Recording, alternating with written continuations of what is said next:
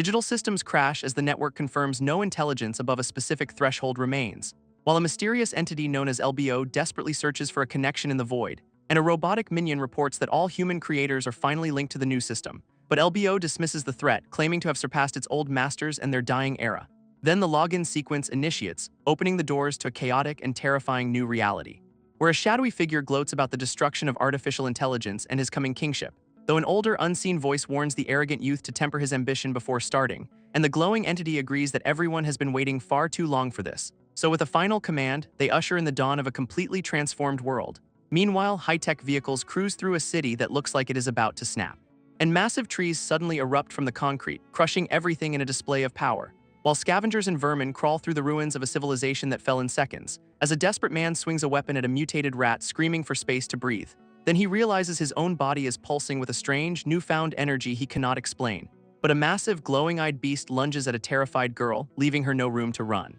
So the man strikes back with a desperate blow, shouting for the creature to back off. And our boy, still clutching his bag, checks on the survivors amidst the absolute carnage, when a sudden notification pings, congratulating him on awakening as an F-rank warrior, leaving him stunned as he stares into the abyss of his own sudden, weak potential, because the world has completely changed and survival is now the only game in town. Back in 2051, the AI known as Creation basically nuked the world's stability, and by 2054, H-City's northern forest is just a graveyard of overgrown machinery, where a group of survivors is busy cleaning up the last of the local pests, while Wei slams a massive shield into a wolf, shouting for his teammates' help. Then our boy leaps into the fray, sword drawn and ready to finish the job, his boots hitting the dirt with enough force to show he is not playing around. And he towers over the beast, blade raised high for a clean, decisive strike, focusing his intent as he prepares to end the threat with one final, sharp movement, before he brings the steel down, cutting through the wolf like it is butter. But the system dings with a cruel reality check. He is stuck with a broken body. Meanwhile, his buddy waves him over, clearly impressed by the carnage he just caused, and they share a high five, celebrating the win like they are not in total ruins.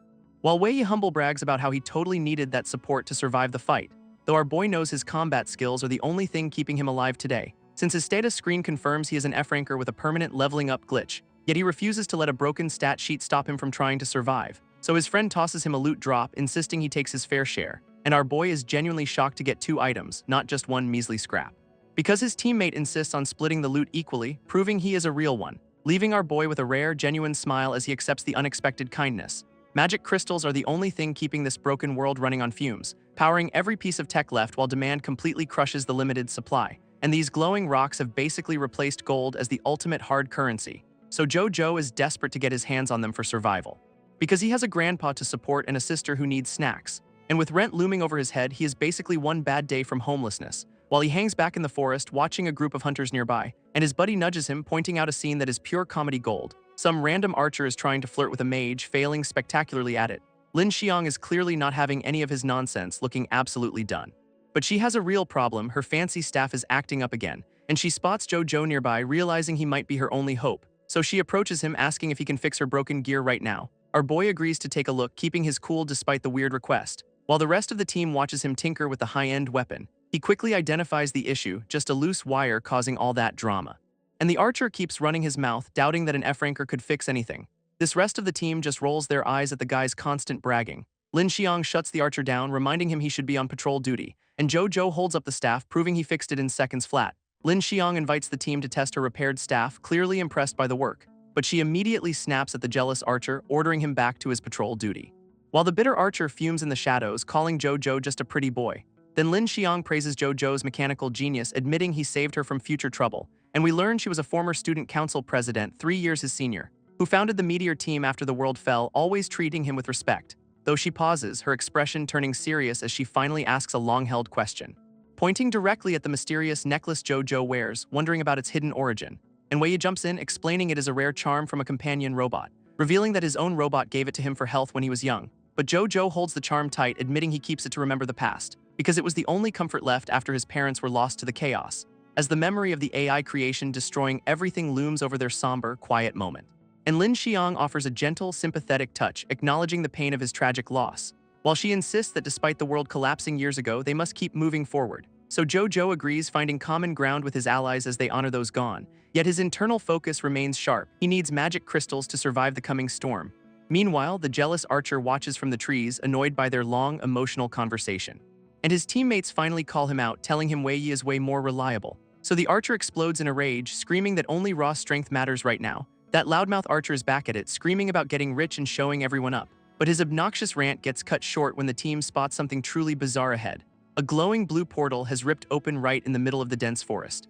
And the team gathers around, realizing Ma Qihao has stumbled onto some ancient, hidden ruins, while Lin Xiang and the others stare in total shock at the unexpected, shimmering discovery. Birds scatter as the mysterious energy pulses from the gateway, beckoning the survivors inside. Disbelief hits the group hard as they never imagined such a place could actually exist. Naturally, the archer tries to claim all the credit for finding it, being insufferable again.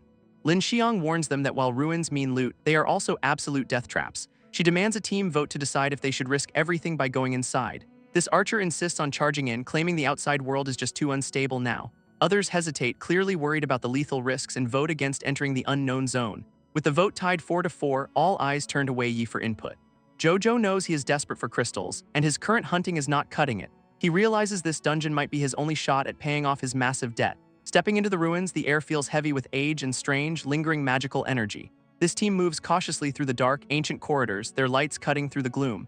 Lin Xiang notes how the architecture looks incredibly old, sealed away for countless long years.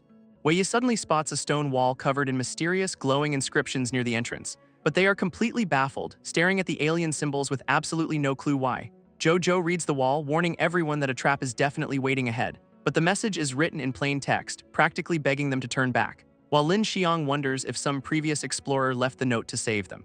Though Ma Qihao refuses to listen, obsessed with finding loot after all his hard work, and he dismisses the warning as a cheap scare tactic, stepping forward with total arrogance. Then his boot hits a pressure plate, triggering a mechanism that seals their fate.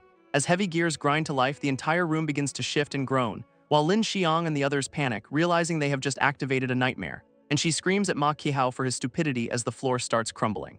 While Jojo braces himself, watching the walls and ground warp into new shapes, then the floor drops out from under them, sending the entire team into freefall. As the ground cracks wide open, leaving everyone scrambling to find a solid grip, and Wei Yi cries out, checking on his teammates amidst the sudden, chaotic descent, while Jojo shouts back that he is fine, refusing to let panic take. Then he reaches out, grabbing his friends to pull them up from the abyss.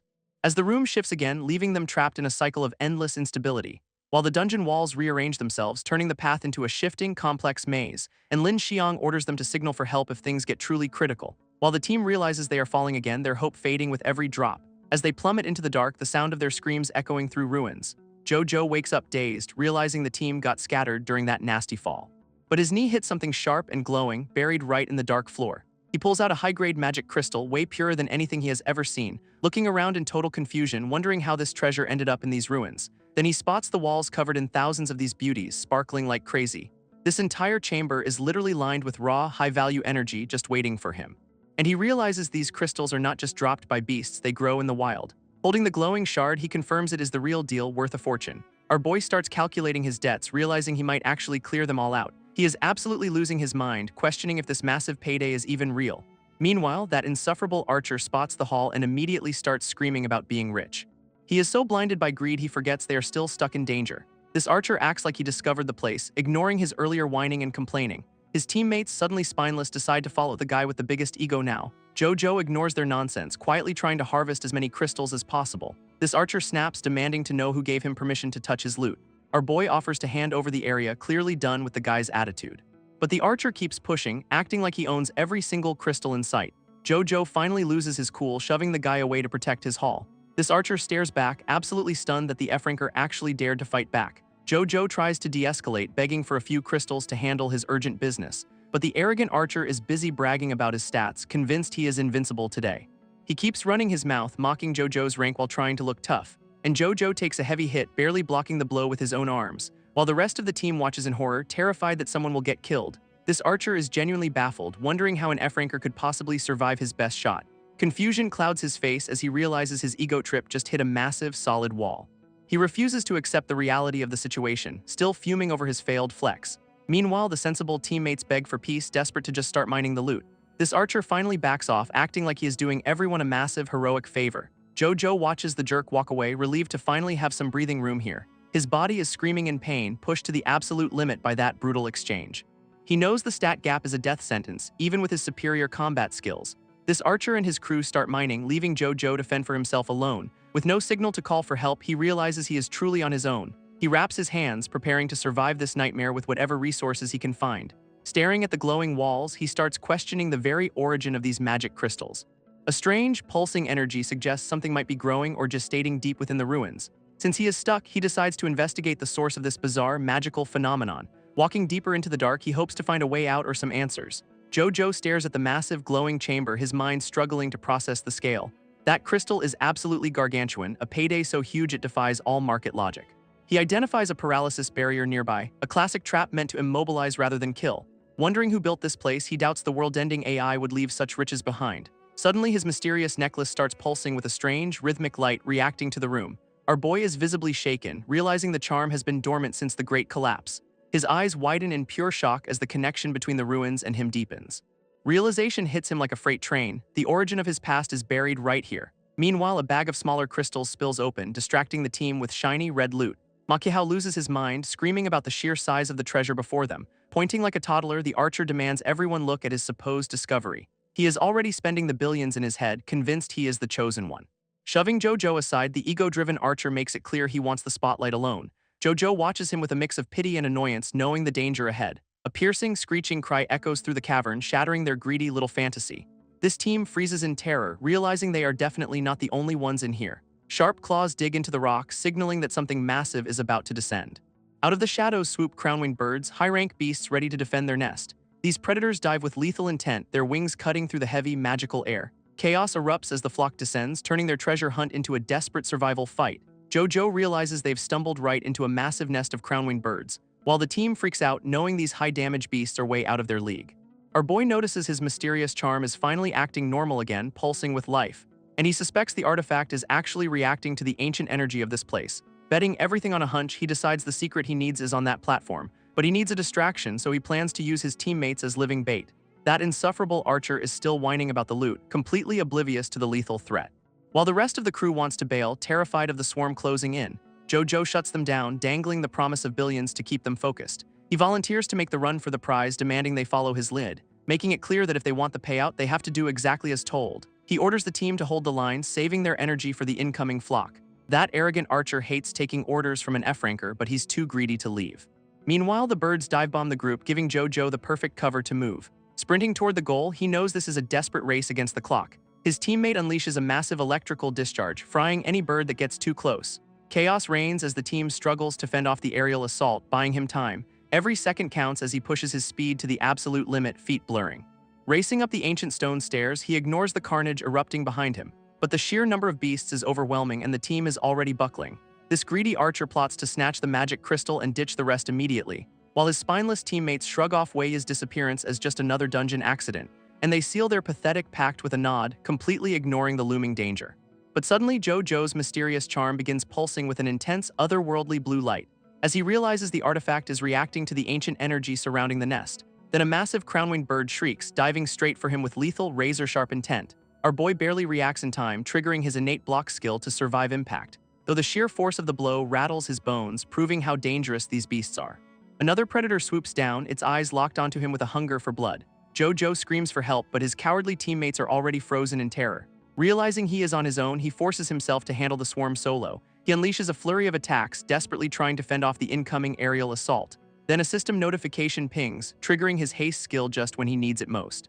Speed surging through his veins, he sprints toward the platform to escape the carnage. He spots the paralysis barrier ahead, knowing it is his only chance for survival. Dashing through the crackling red energy, he feels the haste effect fade away instantly. Pain surges through him as the barrier's static shock hits, but he keeps pushing. This archer and his crew watch in shock, stunned that he actually made it. Meanwhile, the charm connects to the ancient terminal, finally pulling the long-lost secret data. And with the paralysis lifted, Jojo stands ready to uncover the truth at last. Jojo watches as the ancient terminal finally initiates the long-awaited data sequence, feeling a surge of triumph because his risky bet on the ruins actually paid off. Light floods the chamber as the system begins to decrypt the hidden, ancient information. He stares in disbelief, his eyes wide as the truth starts to finally sink in. Every single piece of the puzzle clicks into place, revealing the dark, forgotten past. Lambo, that tiny robotic guardian, suddenly leaps into action to suppress a raging, fiery entity. She stands her ground, declaring that she simply cannot allow this monster to harm humans. This trapped beast roars in pure, unadulterated rage, mocking the tiny bot's pathetic containment attempt. Jojo observes the heated argument, realizing he is witnessing a high-stakes memory from history. That fiery creature screams, desperate to break free and unleash its destructive magical power. Lanbao unleashes a massive wave of energy, forcing the beast back into its prison. He watches with bated breath, worried that his little robotic companion might get hurt. Blue energy pulses through the air, showing how Lanbao drains the monster's raw power. Our boy reminds himself this is just a projection, yet the tension feels real. Lanbao strikes a pose, looking surprisingly cute while doing the heavy lifting of containment. Dark, swirling energy begins to condense, forming a vortex that traps the beast inside. Jojo finally understands the grim reality. This is how the ancient tragedy unfolded. Red crystals materialize from the beast's drained energy, revealing their true, artificial origin. This monster shrieks in agony, furious that its stolen magic is being turned into loot. Lanbao delivers the final blow, sealing the creature away to protect the world forever. This ancient restoration device activates, bathing the trapped fiery entity in a blinding red glow, while the creature screams in agony as its physical form begins to crystallize into loot. It hurls insults at the machine, completely unaware that its own power is being harvested. Jojo watches the entire process unfold, finally understanding the true origin of these crystals. Realizing that Lanbao was the one who sealed this massive power away all along, he kicks himself for not piecing together the obvious clues about her strength sooner. Lanbao flickers with unstable electrical energy, clearly struggling to maintain the containment field. Our boy begs her to stop overexerting herself, knowing that such power must have consequences. He desperately hopes she can hold the line until he can figure out the next step, and he realizes the secret connection between Lanbao and the creation device is the key. Lanbao prepares to depart, leaving Jojo hanging with a cryptic, unfinished warning. He reaches out in frustration, unable to stop her from vanishing into the digital void. Panic sets in as the connection drops right when he needs the location data most. This system crashes, forcibly ejecting him from the memory mode and leaving him in the dark. Meanwhile, the greedy team is still outside, wondering why Jojo has gone completely silent. They mock his disappearance, convinced that he is just hiding behind the barrier like a coward. Paranoia takes over as they accuse him of trying to steal the loot for himself. This arrogant archer loses his cool, deciding that he has finally had enough of the kid. He draws his bow with lethal intent, planning to eliminate Jojo upon his return, unaware that Jojo is walking straight back into a deadly point-blank ambush. Jojo reacts with lightning reflexes, narrowly dodging a lethal incoming magical strike. That thorn of brambles attack slams into the machinery, shattering the delicate containment field. His teammates are absolutely baffled, screaming at the archer for his reckless, idiotic move. This archer just sneers, clearly thinking he's the main character in this disaster movie. Red warning icons flash everywhere as the paralysis barrier net completely shuts down. Everyone stares at the failing tech, realizing their golden ticket to safety is toast. This system abruptly crashes, kicking Jojo out of the memory mode with zero warning. Magic pressure spikes to critical levels, surrounding him in a deadly, crackling energy field. Our boy looks genuinely terrified, realizing the situation has spiraled into a total nightmare. Alarms blare as the unstable magic goes completely haywire, threatening to vaporize the team. A massive crimson vortex erupts from the machine, turning the chamber into a death trap. Crown-winged birds shriek in the distance, sensing the sudden, chaotic surge of raw power. Jojo braces himself against the storm, praying the energy burst settles down fast. His greedy teammates get tossed around like ragdolls, finally learning that loot comes with consequences. One of the beasts dives in, its eyes locked on the swirling magical chaos. This entire flock descends, drawn by the massive energy spike like moths to flame. Shadows dance across the cavern walls as the birds circle their potential doomed prey. Silence finally returns to the platform, leaving Jojo panting in the heavy air. He collapses, exhausted but relieved that the lethal energy storm has finally died out. Looking behind him, he realizes he was inches away from falling into a bottomless abyss. Jojo notes the birds finally cleared out and the magic crystal is stable. Relief washes over him because that containment device held up against the chaotic surge. He steps back onto the platform, thinking the worst of the danger has passed. But Makihao and his goons are already there, gloating about their easy survival. Jojo snaps at them for ruining his chance to grab the crucial data. He demands an explanation for that reckless attack which nearly killed them all earlier. Makihao does not even hesitate, barking a cold order for his lackeys to attack. Suddenly, a glowing cloud rope wraps around Jojo, pinning his arms tight. His teammate lunges forward with crackling energy, showing off some truly pathetic combat skills. Jojo struggles against the magical binding, unable to break the tight, glowing grip. Pain flares as he takes a direct hit, blood spraying from his wounded mouth. He hits the ground hard, completely restrained by the archer's annoying sticky magic. Makihao looms over him, grinning like a total villain who loves hearing himself. This guy starts a monologue about rank, acting like his ego is actually law. He claims they got the loot, so there is no reason for Jojo. Our boy glares up from the floor, his eyes burning with pure, unadulterated rage. Makihao orders his lackey to silence the kid, tossing him aside like trash. Jojo gets shoved right off the edge, falling into the dark, empty void. He desperately tries to use his own energy to stop the plummeting, panicked descent. This trio stands on the high ledge, watching him fall into the deep abyss. That smug archer gloats about tossing Jojo into the abyss like literal garbage, while his spineless crew nods along, already dreaming of how to split the loot.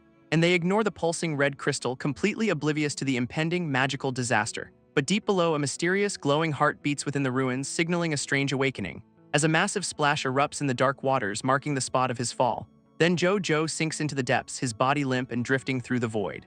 While the system pings that his binding skill has finally snapped, leaving him totally helpless, he stares into the blue abyss, feeling a weird sense of déjà vu wash over, and he reaches out, desperate to grab onto anything before the darkness claims him entirely. Suddenly, two glowing orbs descend from above, pulsing with a familiar, comforting, ancient energy. As a protective barrier forms around Joe, cradling him like a fragile, lost treasure. Then the bubble carries him through the water, shielding him from the crushing, deep pressure. While the energy field glows brighter, stabilizing his vitals and pulling him from the brink. He lies there, exhausted and battered, as the magical currents swirl around his unconscious form. Then he gasps for air, coughing up water as his consciousness slowly begins to return. And he blinks in disbelief, seeing the tiny, robotic guardian Lambo hovering right before him. While the surrounding machinery hums with a complex, glowing network of ancient digital pathways, she checks on his condition, her mechanical voice offering a calm, unexpected sense of relief. He tears up, wondering if this is a hallucination or his actual, long-lost companion returning, and he realizes this moment is the one he has dreamed of finally becoming reality.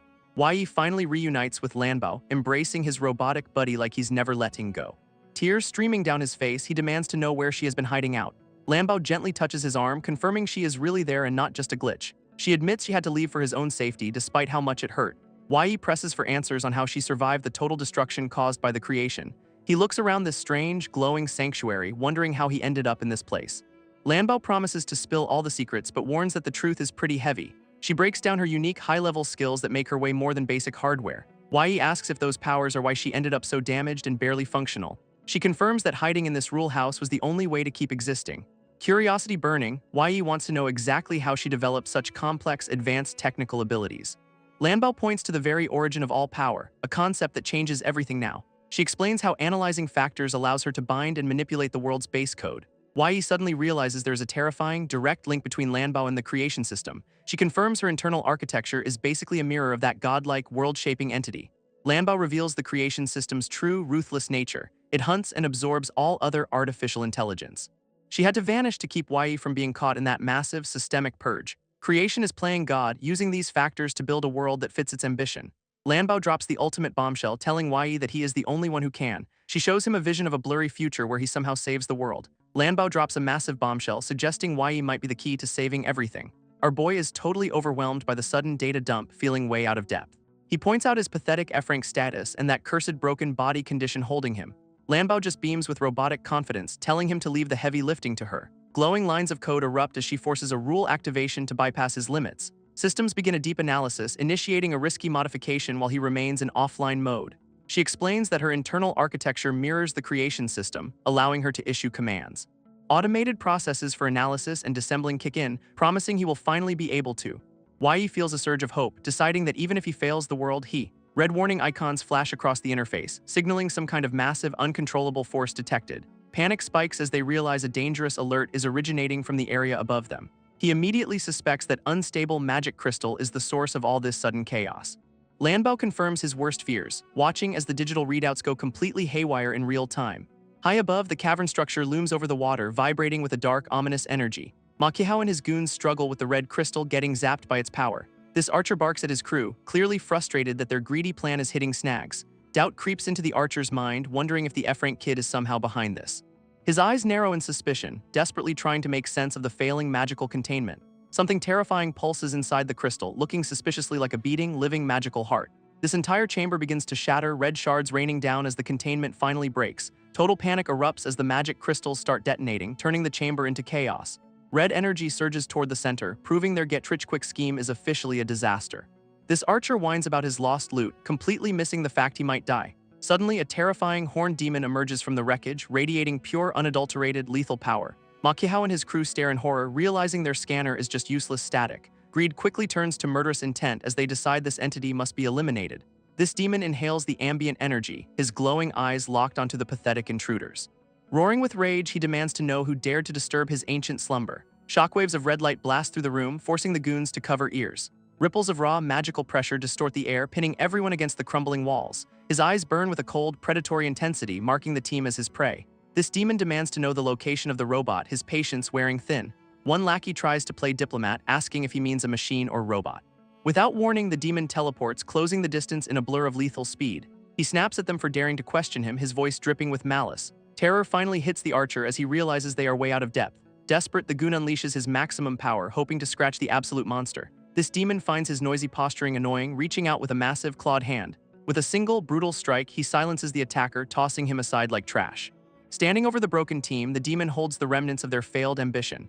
This archer is absolutely losing it, shaking like a leaf and literally wetting himself. That demon looms over him, demanding answers while looking like he's ready to snap. Panic takes the wheel as the archer scrambles away, screaming like a total coward. Our demon friend just sighs, clearly unimpressed by the pathetic display of human fear. Floating in the air, he prepares to unleash some serious, high-octane magical devastation. Crackling with red energy, he charges a massive bullet to finish this mess quickly. Terror grips the archer's face, realizing his bright future is about to get deleted. With a flick of his wrist, the demon launches a lethal, glowing red strike. Beams of pure destruction tear through the cavern, turning the environment into total rubble. He watches the chaos from above, a predator enjoying the hunt in this ruin. Mocking the seal's integrity, he growls about how hard it is to find anything. Another blast slams into the water, sending shockwaves through the entire underground sanctuary. Red energy pierces the depths, hunting for the hidden target with relentless, cold precision. Systems inside the sanctuary start screaming, flashing bright red warnings of a total breakdown. Yi stares at the glowing barrier, wondering what kind of nightmare is happening outside. Lanbao's eyes widen in alarm, confirming the rule house has been breached by force. Danger closes in at high speed, forcing Lambo to activate every single defensive protocol. Digital interfaces flicker as the system runs a desperate, high-speed analysis of the threat. A massive, clawed foot crashes through the barrier, shattering the sanctuary's fragile, glowing piece. Yi freezes in place, realizing the monster has finally tracked them down to here. That horned demon finally corners Yi and Lanbao, mocking them for playing hide-and-seek. Our boy checks the stats and nearly faints, realizing the massive power gap involved. Fog the half-demon flexes his S-rank stats, ready to turn them into literal scrap. He looms over the duo, taunting Lanbao about her inevitable, messy mechanical breakdown. Yi grips his sword, sweating bullets while facing that suffocating, legendary demon pressure. This system displays a brutal comparison, showing Yi is basically a bug to him. He stares at the screen in disbelief, seeing a 20-fold difference in raw strength. Lambo tries to negotiate, offering the demon freedom if he just chills out. Fog laughs at the offer, blaming his current misery on past foolish human promises. Pure rage fuels his words as he vows to slaughter everything in sight. High-level magic alerts trigger, forcing the sanctuary to initiate an emergency disassembly protocol. Red energy lashes out, but Lanbao's defensive barrier holds firm against the initial assault. Yi watches the barrier flicker, hoping the rule house can actually handle this monster. Lanbao decides to go on the offensive, activating a full analysis to counter him. Fog growls in frustration, recognizing the annoying trick that keeps him from winning. He moves with terrifying speed, boasting that their pathetic attempts to catch him fail. Even the demon is shocked by the sudden, blinding pace of the defensive grid. Glowing digital chains snap around him, successfully trapping the beast in a containment field. Lanbao's sensors go haywire, warning that the demon's chaotic data is overwhelming her systems. This barrier shatters as Fog breaks through, claiming his 3-year evolution makes him unstoppable. Fog the demon kicks the barrier, mocking the idea that it could ever hold him. Lambo screams for a rule activation, desperate to keep their sanctuary from total digital collapse. Haste kicks in as the demon lunges, forcing Yi to dodge with everything he has. Pure disdain drips from Fog's eyes as he calls the kid nothing but pathetic trash. Lanbao shouts a warning, but the sheer speed of the demon leaves them barely reacting. Impact rocks the rule house, sending Yi flying as the defensive grid struggles to hold. Panic sets in for Lanbao, her systems pinging alerts while she watches Yi take hits. Sliding across the floor, Yi barely keeps his grip on his sword amidst the chaos. Blood spatters as the reality of their massive power gap hits him like a truck. Fog looks genuinely annoyed that the kid is still breathing, his ego clearly feeling bruised. Analysis data floods the screen, showing the demon's stats are being suppressed by the barrier. Arrogance fuels the demon as he declares that killing Yi remains his top priority now. Lambo tries to draw his fire, but Fog is not interested in playing by their rules. Red energy slashes through the air, forcing the robot to take a brutal, direct hit. Critical damage warnings flash, signaling Lanbao is seconds away from being forced into sleep mode. Choosing to protect Yi, she initiates a dangerous force wake-up despite the risk of corruption. Frustration mounts for the demon, who hates being slowed down by these tiny, annoying glitches. Irreversible damage is the price for repair, but Lanbao accepts the cost without a hesitation. Yi charges forward to stop the monster, putting his own life on the line again. Fog swats him aside like a bug, clearly unimpressed by the kid's desperate, suicidal bravery. Yi stands his ground, sword raised to protect Lanbao from the incoming demon threat. Despite chugging a pricey potion, our boy is still struggling with his wrecked body. He knows he has to fight head-on, hoping the demon weakens enough to win. Fog the demon mocks him, clearly annoyed that his power is being artificially limited. Lunging with lethal speed, the demon forces Yi to react to a brutal attack. Barely dodging the strike, Yi realizes his reflexes are the only thing keeping him alive. Another massive sweep attack forces our boy to drop low, narrowly avoiding certain death. Sweat beads on his forehead as he realizes just how outclassed he really is. Fog taunts him, acting like sparing his life is some kind of twisted favor. Suddenly, a glowing interface appears, giving Wai a massive tactical advantage in the fight. He watches in shock as the system highlights the demon's next move in real time. Lambo explains that this is the power of universal analysis, finally syncing with him. Data streams directly into his mind, turning the tide of this impossible boss battle. She continues the restoration process, aiming to weaken Fog by speeding up the analysis. Wai takes the lead, telling Lambo he has this covered while she finishes up. Fog screams in frustration as the system resolution climbs, making his power drop further. This demon looks absolutely livid, clearly hating that he is losing his edge again. Warnings flash as the system predicts Fog's next charge, giving Wai the perfect opening. Anticipating a high strike, our boy prepares to counter the demon's predictable, angry move. Another prediction pops up, showing exactly how Fog plans to swing at his face. Fog lunges with a brutal kick, but the system tracks his every move. Wai knows the power gap is massive, yet he keeps his cool under pressure. That demon screams in pure frustration, clearly hating how slippery our boy has become. His tail lashes out to snatch the sword, trying to ruin the kid's day. Panic flashes as Fog winds up a massive punch, aiming to end the fight. Incoming data warns of a face-shattering blow, leaving zero room for any mistakes. Quick reflexes save him as he pivots, barely keeping his grip on the blade. Fog unleashes a flurry of strikes, daring the kid to survive the onslaught. Every bone in Wai's body screams in protest, but he refuses to back down. Memories of past struggles fuel his resolve, reminding him he's survived worse odds before. Pain is just a reminder that he's still standing, fighting through the absolute chaos. Holding his ground, he prepares to turn the tide against this legendary, arrogant beast. Perfect timing triggers an innate skill, blocking the demon's strike with absolute, crisp precision. Counterattack energy surges, slamming into Fog and leaving him stunned for a second. Shock registers on the demon's face as his body locks up, totally caught off guard. Wai seizes the opening, his eyes burning with the need to protect his own. Rage boils over as he screams his defiance, ready to put everything on line. With a desperate final strike, he carves through the demon's legendary impenetrable defenses. Blood sprays across the room, proving that even a monster can bleed today. Disbelief hits Fog hard, his ego shattered by the kid he called total trash. Wai is struggling, realizing his absolute best effort barely makes a dent in this guy. Fog is losing his mind, absolutely livid that these stat limits are ruining his day. Red energy flares as the demon decides to stop playing nice and unleash real power. Sensing the shift, Wai knows he cannot just stand there while the world burns down. Lambo screams a warning, her sensors picking up a massive, dangerous spike in demon data. Fog charges up, his ego bruised and his patience completely gone, ready to end this. This system highlights a lethal punch aimed right at Wai's head, zero room for error. Our boy swings his blade, desperate to suppress the demon before the strike lands home. Steel meets demon hide, but the attack is useless, like trying to cut through solid iron. Confusion hits Wai hard, wondering why his blade suddenly feels like it hit a wall. Fog laughs, showing off his superior stats while mocking the kid's pathetic, weak sauce attempt.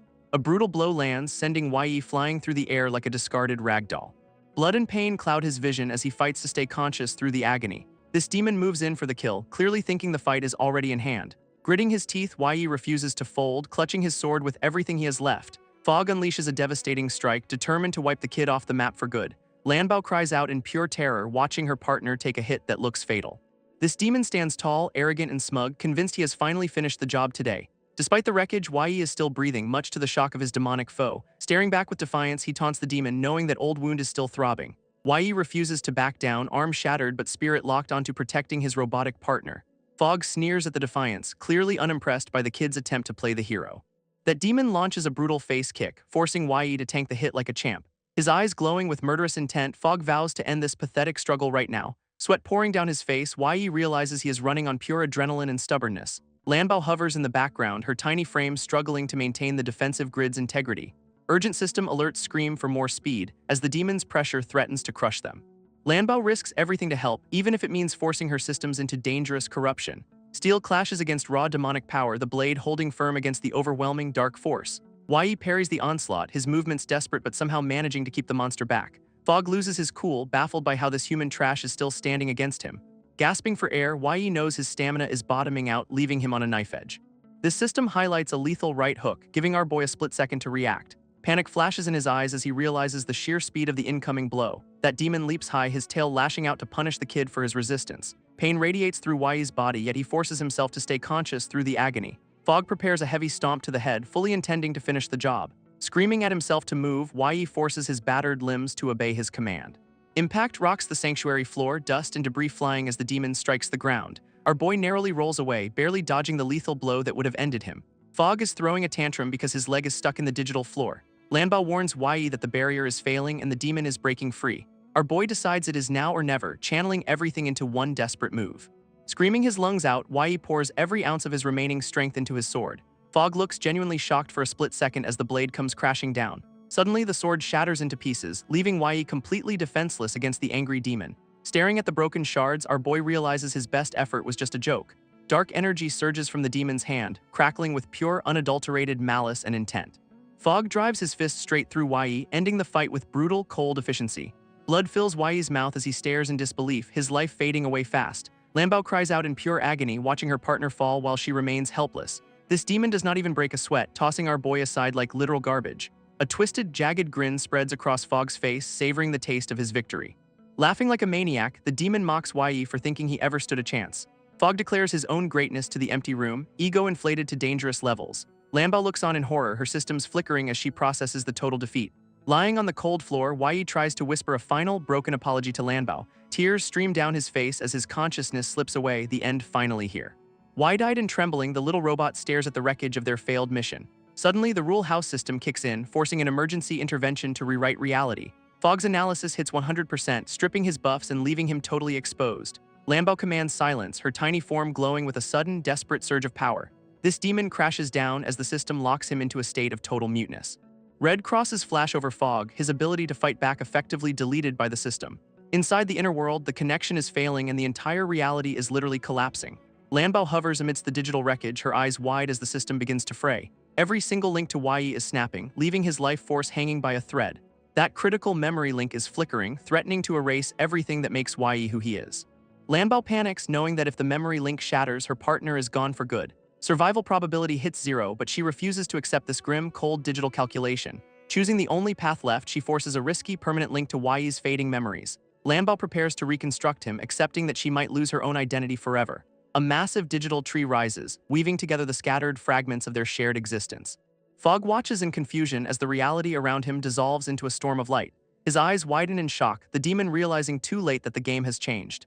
Lambo glows with an intense, blinding radiance, her systems push to the absolute breaking point. Everything shatters into brilliant shards, the digital sanctuary dissolving into a sea of pure data. This final command triggers, initiating a desperate fusion to pull Yi back from the brink. Drifting through the void, Yi wonders how long he has been lost in this space. Death feels strangely peaceful, a surreal afterlife built from the echoes of his own memories. Yi drifts through a nostalgic memory, recalling the simpler days of building robots with Lambo. Lambo's digital face stares back, a quiet reminder of the partner he might have lost. Our boy wonders if she actually survived the brutal showdown against that arrogant demon Fog. Frustration boils over as he questions if his own weakness is the reason they failed. Suddenly, the digital void shifts, presenting a strange, glowing fragment of a forgotten past life.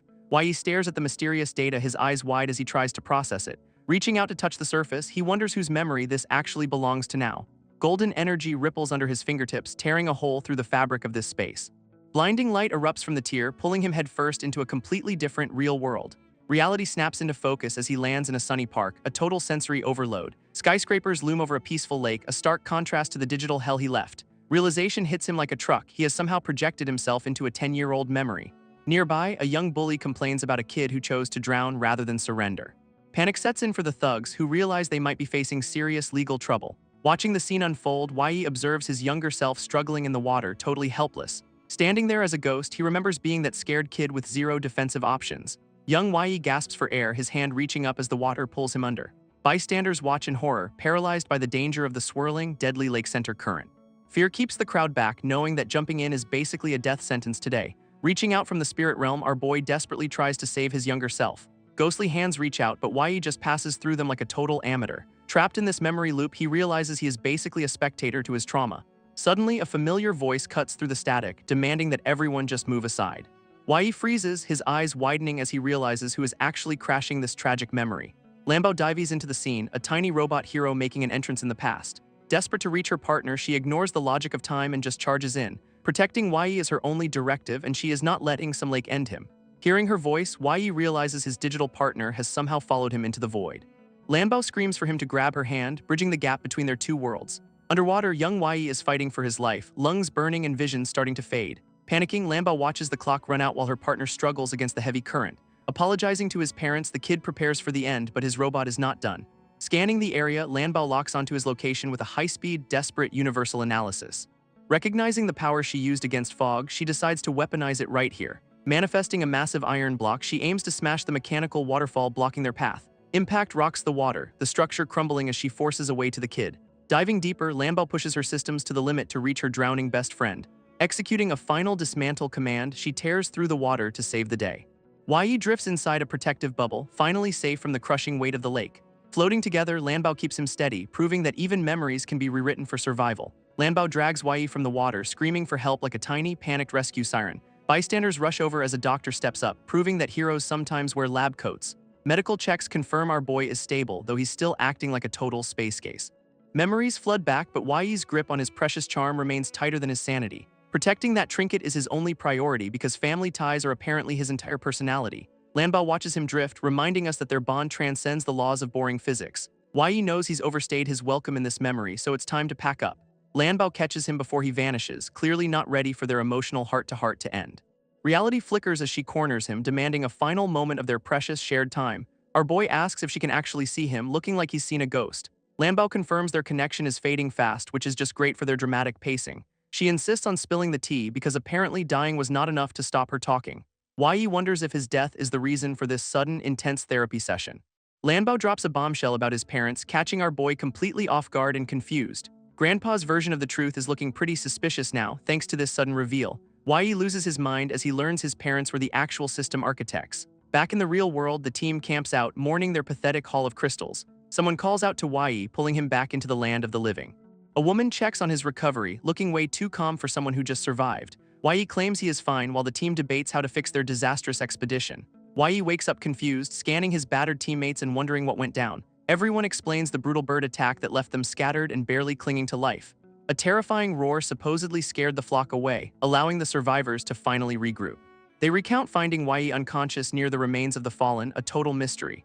Yi keeps his mouth shut about Lanbao, letting them believe he was just lucky. Lin Xiang presses for details, but our boy is playing it cool and staying silent. Deciding to feed them a partial truth, Yi prepares to spin a very careful tale. He claims the magic crystal morphed into a demon, which is definitely a massive red flag. Claiming he survived by not touching the crystal, Yi sells the lie with total confidence. This team debates if Machihao's greed actually triggered the disaster, which sounds hilariously on brand. Lin Xiang worries about the demon's power level, unaware they are chasing a ghost. Yi plays the amnesia card, keeping Lanbao's existence a secret from the entire group. Retreating to the city becomes the priority, as reporting this nightmare is now mandatory. Jojo suggests packing up, though Yi is clearly distracted by something much more urgent. Panic hits our boy like a freight train as he realizes the date is wrong. Demanding the current date from Jojo, Yi looks like he's seen a literal ghost. 3 days lost to unconsciousness means it is already September 15, a total disaster. Realizing the rent deadline is today, Yi's priorities shift from demons to basic survival. Bolting away without a word, he leaves his confused teammates standing in the woods. Lin Xiang watches him sprint off, completely baffled by his sudden, frantic change of heart. Yi ditches the city plans, desperate to get back to Star Gear Town immediately. Sunset paints the sky, but our boy is too stressed to enjoy the view. Sprinting through the woods, he pushes his limits to make up for lost time. Speed is the only thing on his mind as he tears through the brush. Jojo tags along, genuinely worried about his friend wandering into the dangerous forest. Grateful for the backup, Yi accepts the help while keeping his real mission hidden. Rent is due by noon, and failing to pay means his family is doomed. Panic fuels his frantic pace because eviction is just the start of his problems. Suddenly, his system pings a warning: a pack of fang wolves is closing in fast. Stopping dead in his tracks, Yi signals Jojo to hold his position now. Danger is everywhere, and the forest is clearly not as empty as they hoped. Blue light flares in his eyes as he realizes they are completely surrounded here. Trapped inside a digital grid, the duo prepares for a fight they did not want. Checking his stats, Yi sees he's severely underleveled for this kind of sudden ambush. Dozens of wolves lock onto their location, turning this hike into a survival nightmare. 20 predators are circling, and Jojo is struggling to even spot the threat. Scanning the pack, Yi confirms these monsters are way out of their league today. Breaking through is not an option, so they have to stand their ground and fight. Yi decides to wipe them out despite his injuries and the overwhelming odds stacked. Jojo commits to the brawl, ready to swing until the very last wolf. Yi slams his shield into a lunging wolf, turning the tide with pure aggression. Grinning, he rallies his focus. It is time to teach these overgrown puppies a lesson. That demonic body perk kicks in, dumping massive stat boosts right when he needs them. Broken sword in hand, he prepares to dance with death against the encroaching wolf pack. Suddenly, a system ping rewards his discovery, pushing him over the edge to E1 rank. Power surges through his veins as he strikes, catching a wolf completely off guard and reeling. One clean hit is all it takes to drop the beast. Talk about efficient leveling. Jojo watches in shock as Yi flaunts his sudden, massive jump in combat capability. Breaking the level-up seal feels incredible, proving that his luck is finally turning around today. Fighting at E-rank feels like a different game entirely, leaving his old struggles behind him. Data streams reveal the harsh reality of this world's progression, where stats dictate your worth. Every 10 levels offer a breakthrough, creating a massive power gap between the different tiers. High rankers treat everyone else like trash, a classic case of ego inflating with raw power. Y's old stats look pathetic, but that demonic body status is about to change everything. Sinking the stat boost, his numbers skyrocket, making him a genuine threat on the field. Every rank up now grants him a massive edge over everyone else. Talk about broken scaling. This kid who could not level up is now hitting D-rank power, absolute insanity in motion. JoJo realizes the wolf count is way higher than 20, this is a trap. Something feels off about this pack, and Y's gut instinct is screaming at him now. More predators emerge from the shadows, ready to test his newfound strength in the dark. These wolves are coordinating their strikes, turning this simple forest hike into a nightmare. Yi realizes the pack is playing the long game, trying to exhaust their stamina. Classic. A haunting howl echoes through the trees, freezing our duo in their tracks. Terror flashes in Yi's eyes as he realizes exactly what just arrived on the scene. Perched high above, the Silver Fang Wolf King makes a dramatic, moonlight-drenched entrance. System alerts scream danger, confirming this boss is way out of their current league. Yi desperately urges JoJo to run, but the boss has already locked them in. Surrounded by the pack, they are trapped in a corner with nowhere left to go. This Wolf King slams into the ground, sending shockwaves through their fragile defensive line. Bracing for impact, Yi grips his blade, knowing this is going to be a brawl. More predators emerge from the shadows, proving this ambush was a carefully planned trap. Scanning the boss, Yi sees stats that make his own look like a total joke. This system explains the brutal reality of boss encounters, usually requiring an entire team. Cursing his luck, Yi wonders why he keeps attracting monsters with such broken power levels. JoJo suggests finding a new path, but the wolves have them completely boxed in. Realizing retreat is impossible, Yi decides that wounding the boss is their only hope. He frantically pulls up his attribute panel, desperate for any edge in this fight. Dumping every free point into strength and speed, he prepares for a suicidal gamble. Yi tells JoJo to hold the pack while he takes on the boss. Launching himself forward, he hopes a single strike will be enough to survive today. This Silver Fang Wolf King snarls, steam venting from its nostrils like a living furnace. Launching itself with terrifying speed, the beast turns the forest floor into a crater. Yi spots his opening, realizing the boss is telegraphing a massive, lethal bite attack. Dodging the jaws of death, our boy barely avoids becoming a quick, furry-friendly snack. Sliding across the dirt, Yi prepares to strike at the monster's exposed, vulnerable underbelly. Relying on his innate rapid movement, he aims for the kill while the boss recovers. Suddenly, the Wolf King unleashes a blinding surge of silver light, crackling with raw energy. Yi is caught in the flash, his vision wiped clean by the overwhelming electric glare. Cursing his luck, he stumbles blindly, knowing he is a sitting duck in this chaos. This system frantically alerts him to the danger, struggling to parse the boss's complex skill. A massive energy blade slices through the air, carving a path of destruction nearby. Trees are shredded like paper, proving that this boss does not play by fair rules. This shockwave obliterates the surrounding foliage, leaving Yi scrambling to keep his footing intact. Barely clinging to life, he watches the forest get decimated by the boss's relentless assault. Staring at the wreckage, Yi realizes just how insane the power gap actually is today. Narrowly dodging another lethal slash, he knows one direct hit would be his final curtain. This Wolf King glows with elemental fury, preparing to unleash another round of devastation. Gripping his pathetic broken sword, Yi wishes he had a real weapon for this nightmare. System logs spam failure messages, unable to decode the boss's high-level elemental combat principles. Watching the data scroll, Yi wonders if his system might actually steal this broken skill. Yi realizes that his own analytical thoughts might actually help Lambo understand enemy combat patterns. Desperate to confirm his theory, he asks Lambo to capture the wolf's elemental changes instantly. This system confirms the command, immediately activating a real-time capture mode for incoming elemental energy. Lambo locks onto the silver light, detecting electric elements while Yi watches the trajectory form. Dodging the wolf's assault, Yi stays focused on the data streaming right before his eyes. Electric star maps begin to materialize, giving Yi a clear look at the boss's power. Realizing this is the true nature of a skill, Yi prepares to learn Silver Light. Energy surges through the forest as the boss unleashes another devastating, wide-range elemental attack. Yi barely holds his ground, watching the destruction unfold while he keeps his blade ready. JoJo steps up, deploying a massive star shield to protect them from the onslaught. Checking on his friend, Yi apologizes for the distraction while JoJo holds the line. Feeling the long-suppressed elemental power finally waking up, Yi grips his sword with newfound confidence. This star shield begins to crack, revealing the brutal cost of using such high-level defense. Panicking as the shield falters, JoJo urges Yi to run while he takes the heat. Offering to hold the pack back, JoJo insists that Yi escapes toward the east. Yi refuses to abandon his friend, knowing the debuff will leave JoJo completely defenseless. Standing his ground, he declares that leaving now would be a regret for his entire life. Channeling the electric energy into his broken blade, Yi decides they are not finished yet. Lambo completes the analysis, officially unlocking the Silver Light skill and the star map ability. Everything clicks as Yi realizes that elemental skills are just another trait granted by creation. Elements break down into 5 distinct types, each with their own unique, chaotic signature. Scientists spent ages trying to crack the code, but their lab experiments ended in failure. Suddenly, the system pings. Yi's AI has finally decoded the Silver Light's electric configuration. With a massive power-up, he replicates the skill, turning his broken sword into a weapon. Jojo stares in disbelief as Yi mirrors the boss's own signature move right back. Comprehending a high-level skill in the middle of a death match is just pure insanity. Yi plays it cool, telling his buddy it is just luck and elemental compatibility. Deep down, he knows the stat gap is still a mountain he has to climb. This Wolf King lunges, unleashing a terrifying, crackling barrier that traps them in the dark. Impact hits like a freight train, shattering the defensive line and sending debris flying everywhere. Jojo takes the brunt of the hit, his shield crumbling under the immense pressure. Seeing his friend's stats tank by 60%, Yi tells him to shut up and survive.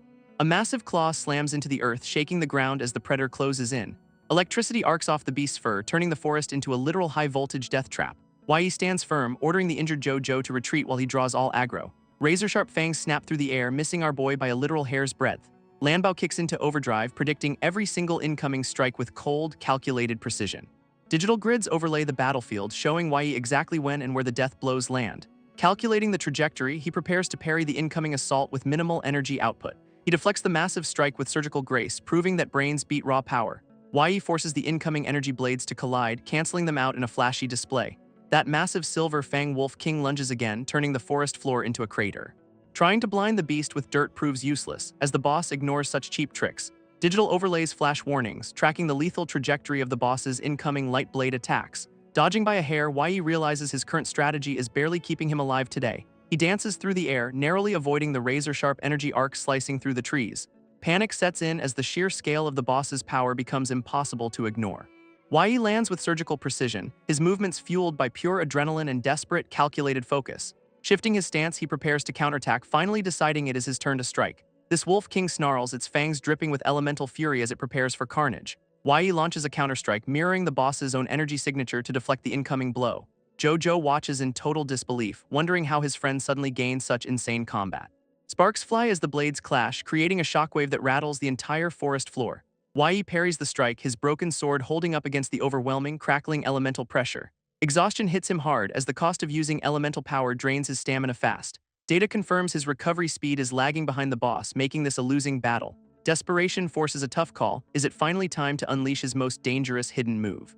Lightning gathers around the Wolf King, signaling a final devastating attack that defies all logic. Yi commits to the gamble, ordering the system to activate his ultimate demonic power boost. This system pings, confirming the activation as he prepares for one final do-or-die collision. Hell itself locks onto Yi, flooding his mind with agonizing, soul-crushing pressure and dark intent.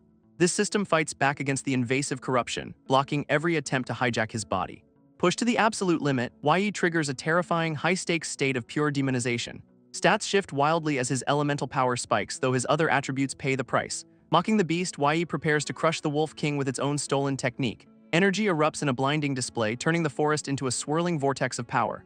A massive beam of pure destruction tears through the night, obliterating everything in its path.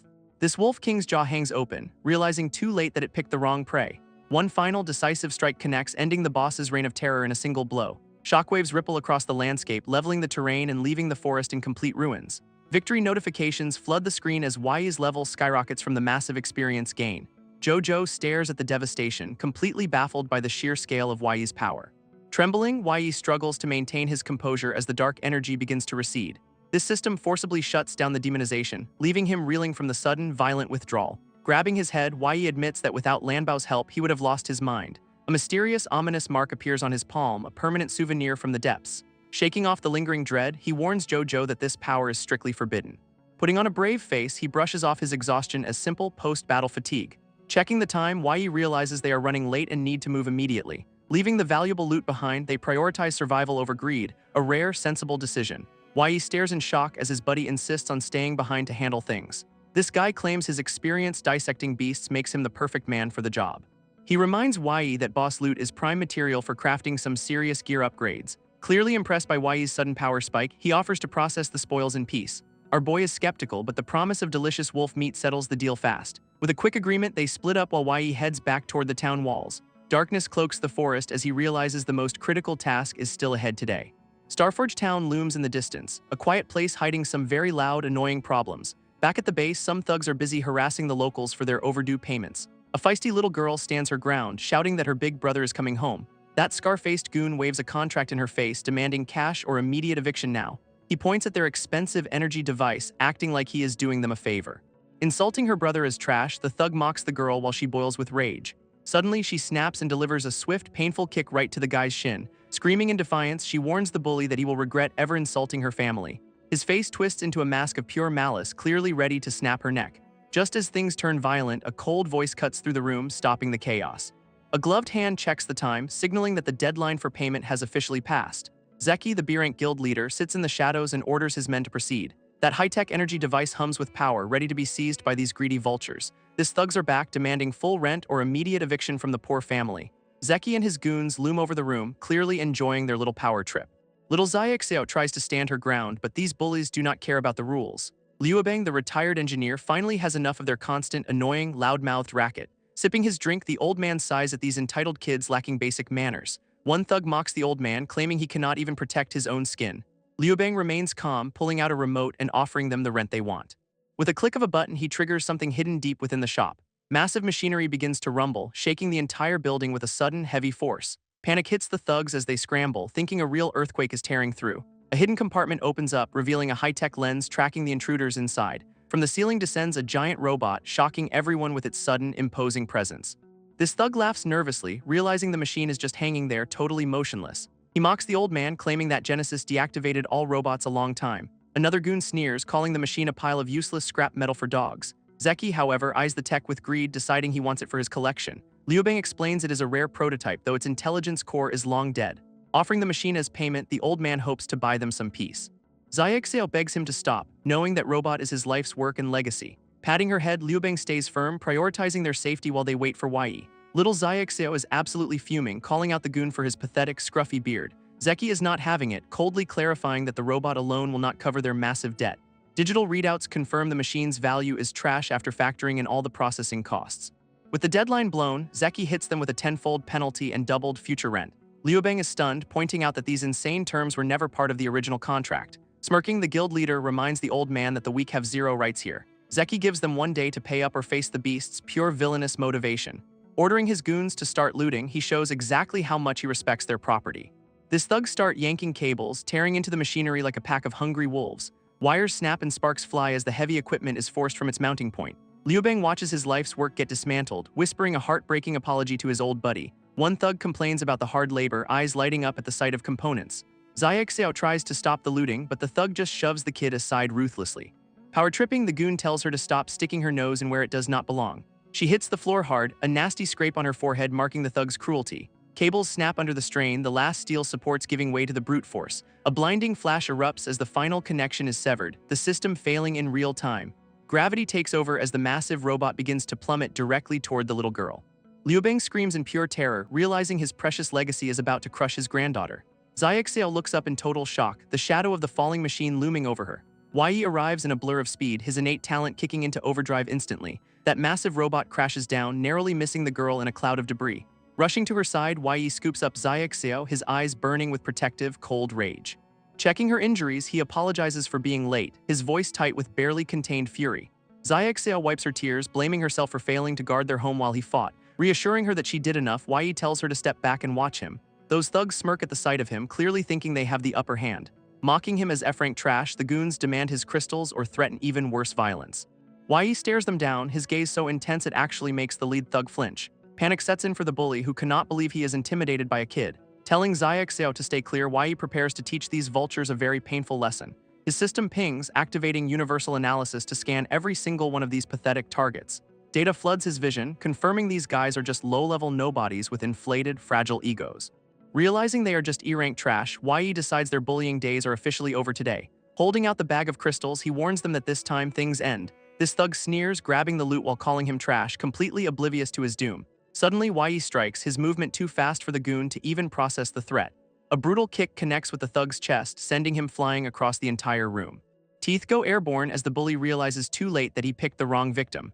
Yi follows through with a second strike, showing these thugs exactly what real power is. Yi lands a clean, brutal strike that sends the thug's face into orbit. This goon hits the floor hard, completely stunned by the sudden, overwhelming speed. Panic ripples through the remaining thugs as they realize their target is no pushover. Yi shuts down their trash talk, warning them to worry about their own survival. Lightning-fast reflexes allow him to dominate the room, dismantling their pathetic, uncoordinated defense. Cold intensity radiates from his eyes, leaving the bullies trembling in pure, unadulterated fear. One thug stammers in disbelief, wondering how an F-rank kid suddenly became this lethal. This boss orders his lackey to stop wasting time and finish the job immediately. Pang Ming steps up, activating his red aura while mocking Yi's supposed lack of strength. A blur of motion erupts, the air whistling as they clash with violent intensity. Yi delivers a crushing kick to the face, silencing the big guy's arrogant posturing. Launching the thug across the room, he demands they take their mess outside immediately. Debris flies as the impact tears through the shop, shaking the very foundation. Xiao cheers her brother on, her faith in him fueling his resolve to win. Pang Ming wipes blood from his face, his expression shifting from arrogance to malice. Debris scatters as the fight spills into the street, escalating the high-stakes confrontation. Glowing with a menacing red light, Pang Ming prepares to unleash his true power. Yi activates his silver light, analyzing every weakness in his opponent's sloppy, aggressive stance. Settling old grudges, he locks eyes with the villains, ready to end this today. This thug's grin, clutching their stolen loot, completely unaware that their doom is imminent. Yi hits a new achievement, finally breaking free from the chains of his past. Standing tall with his blade, he prepares to face the arrogant bully head-on. Pang Ming glows with red energy, mocking the kid's broken sword like a total amateur. Sensing something off, the villain wonders how Yi's attack sent him flying so easily. Little Xiao shouts for her brother to just run away, fearing for his safety. Explaining his armor's core skill, Pang Ming boasts about his impenetrable, slow-moving defense. Yi is not playing by the rules, choosing to strike from a distance instead. Blasting forward, he unleashes a wave of silver light directly at the red-armored thug. Pang Ming screams in frustration as his defenses fail to stop the incoming strike. Panic sets in for the bully, realizing his armor is failing to absorb the damage. Yi keeps the pressure high, proving he has way more energy than the thug expected. Waves of blue light crash into the villain, forcing him to take the hit. Parsing the enemy's tech, Yi identifies nuclear elements within the heavy core armor. Realizing his system can analyze and learn any skill, he grins at the opportunity. Tracking the elemental trajectories, Yi turns the fight into a masterclass of data collection. New insights from the nuclear star map give him the edge he desperately needs. Loading the data, he successfully copies the heavy core armor skill for himself. Deactivating his defense, a desperate Pang Ming decides to rush in for a brawl. Yi welcomes the close-quarters combat, waiting for the perfect moment to strike back. Compressing his power, he prepares a devastating, armor-piercing blow to end this fight. Yi's sudden, blinding strike leaves the thug absolutely reeling in total shock. Green lightning crackles through the air, signaling that the real fight has finally started. Yi stands firm, ready to end this pathetic, forced confrontation once and for all. Pure electrical energy surges from his blade, crackling with an intensity that demands respect. Zeki watches in disbelief, wondering how this kid is wielding such massive, raw power. Pang Ming tries to stay in the fray, but his boss orders him back. Panic flashes in the villain's eyes as he realizes Yi is moving way too fast. Even with his advanced analysis active, Zeki can only track fragments of the boy's speed. Scanning the target, Yi's system reveals Zeki's stats and his annoying, dangerous intuition skill. Taunting the villain, Yi stares him down, making the B-rank bully sweat under pressure. Liubeng shields his granddaughter, realizing that things are about to get extremely messy here. Dark energy swirls around Yi, though his system struggles to stabilize the volatile output. Vowing to protect his family at any cost, he prepares to face the consequences. Dread creeps into Zeki's mind as he wonders if he is actually outmatched today. Suddenly, the tension breaks as a chaotic furry intruder disrupts their intense standoff. That greedy little dog sprints past, snatching a precious crystal right out of play. Yi shouts in frustration, chasing after the thief while the villains watch in confusion. Scrambling to recover the loot, he lunges for the dog, ignoring the dangerous thugs. Zeki stares at the crystal lying on the ground, completely baffled by this absurdity. Realizing the gravity of the situation, the villain's eyes narrow in pure, focused rage. Xiao spots Yi arriving, her relief practically radiating off the page like a beacon. Yi is fuming, blaming that chaotic dog for stealing his crystal and delaying his return. Confusion hits the group when they realize the precious loot has completely vanished from sight. Zeki stands there holding the red crystal, looking like he just won the lottery jackpot. Silence hangs heavy as the tension between the two parties reaches a breaking point. Zeki demands to know the origin of the crystal, his greed clearly overriding his common sense. Yi explains the crystal was dropped while urging the villain to return his hard-earned property. Explaining the boss fight, Yi reveals the crystal came from a deadly silver fang wolf. Zeki is stunned, struggling to believe two nobodies actually soloed a boss in the wild. Calculating the risks, the villain decides that fighting Yi might jeopardize his own secret agenda. Yi is handed a contract, shocked to hear he is being spared from certain death. Zeki uses the crystal to settle the rent, effectively binding them with a magic contract. Ordering his goons to retreat, Zeki decides to cut his losses and walk away today. Liubeng stares at his dismantled robot, wondering how they are supposed to move that junk. Yi examines the fine print, suspicious of why the villain suddenly turned so incredibly generous. Xiaoxiao yells at the retreating thugs, calling the big guy a gorilla with zero shame. Zeki glares back at the brat, clearly annoyed but sticking to his tactical retreat plan. Vowing to settle the score later, the villain turns his back on his intended victims. Yi breathes a sigh of relief, glad he did not have to unleash his volatile powers. Xiaoxiao runs to her brother, wide-eyed and wondering when he became such a total powerhouse. Yi scratches his head, wondering if his recent survival was just pure dumb luck. Jojo dumps a pile of monster parts, prioritizing the meat over the actual loot. Holding up a massive fang, he declares it the ultimate prize from the Wolf King. Yi eyes the conductive material, realizing it's the perfect upgrade for his signature silver light. Staring into the distance, he admits that Zeki's strength makes his own power feel pathetic. Determined to protect his family, he focuses on getting stronger before the next big threat. Liubeng inspects the hall, nodding in approval at the quality of the scavenged monster materials. Noticing the change in Yi's demeanor, the old man senses a deeper, more dangerous journey. Admitting that things got surreal, Yi prepares to open up about his recent wild experiences. Shock registers on his face when Liubeng mentions he has already encountered the mysterious land. Sensing the gravity of the situation, Liubeng insists they need to have a serious talk. Embers dance in the background, setting the scene for a much-needed high-stakes backyard barbecue session. Sizzling steaks hit the grill, filling the air with the scent of premium monster meat. Jojo dons a chef's hat, acting like a pro while serving up the feast.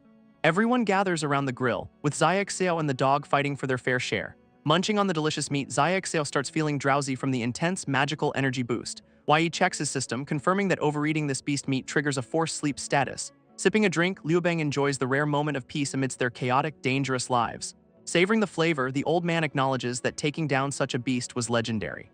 Yi reflects on his narrow victory, knowing that his stolen power is now being tracked. Critical data on Lambo is locked tight, leaving Yi staring at a digital wall. Yi presses his grandfather for answers, still struggling to grasp his own mysterious system's potential. While the crew enjoys a post-battle feast, Yi wonders how to actually master his power. Serious talk hits the table as Yi asks if the world can ever be restored.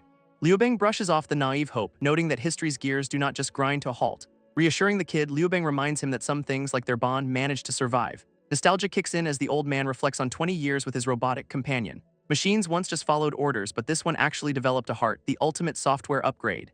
Even after the world-shattering event, Liubeng insists the machine's true consciousness has not fully vanished.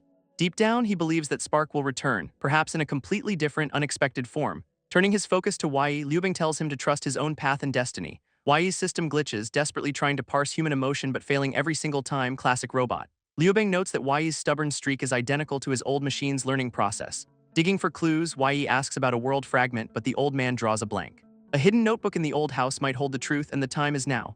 Yi takes the hint, realizing the answers he needs are waiting back at home. Determination hardens in his eyes as he plans a visit to his parents' final resting place. Night falls over the quiet neighborhood, casting long shadows as the day finally draws to close. Morning light breaks over the same rooftops, signaling a fresh start for our determined hero.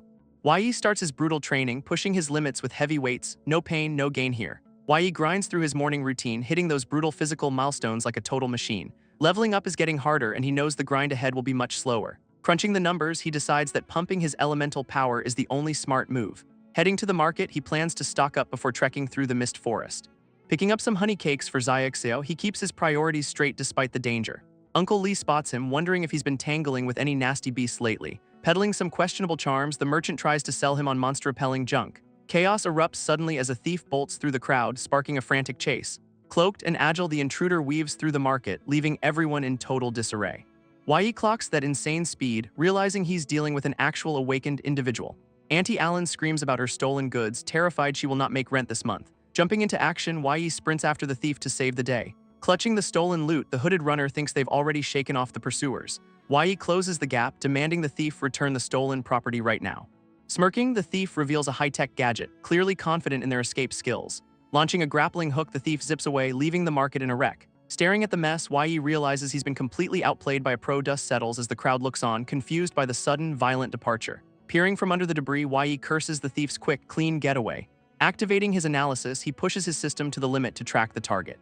Yi's system pings with a new command, locking onto a signal in the urban sprawl. Scanning the rooftops, the grid highlights a high-speed target moving through the city sector. A mysterious hooded runner dashes across the skyline, clearly trying to avoid any unwanted attention. Munching on a snack, the thief complains about the loot being locked by ownership marks. Checking the map, the hooded stranger realizes they are almost at their secret drop-off point. Deciding it is time to descend, the thief prepares to jump down into the alley. Yi tracks the movement from below, his system confirming the target is finally within range. Closing the distance, our boy sprints forward to intercept the runner before they vanish again. Leaping into the air, Yi shouts that he has finally caught up to the thief. Shocked to see him, the hooded runner stares back with wide, panicked eyes at the pursuit. Determined to end this, Yi vows that there is nowhere left for the thief to run. This runner tries to use a high-tech grappling hook to swing away from the confrontation. Reacting instantly, Yi uses his own gear to snag the line and ruin the escape. Taunting the runner, he demands they return the stolen goods and apologize to the victim. Chaos erupts as the grappling hook malfunctions, sending the thief spiraling out of control midair. Panic sets in for the runner, who realizes they are about to crash into the pavement. Yi watches in disbelief, wondering how the situation spiraled into such a messy public disaster. Rushing to intervene, he catches the falling thief, only to realize his target is a girl. She screams as they tumble toward the ground, the heist turning into an awkward collision. Pinned down, the girl demands to know why he is still holding her so tightly.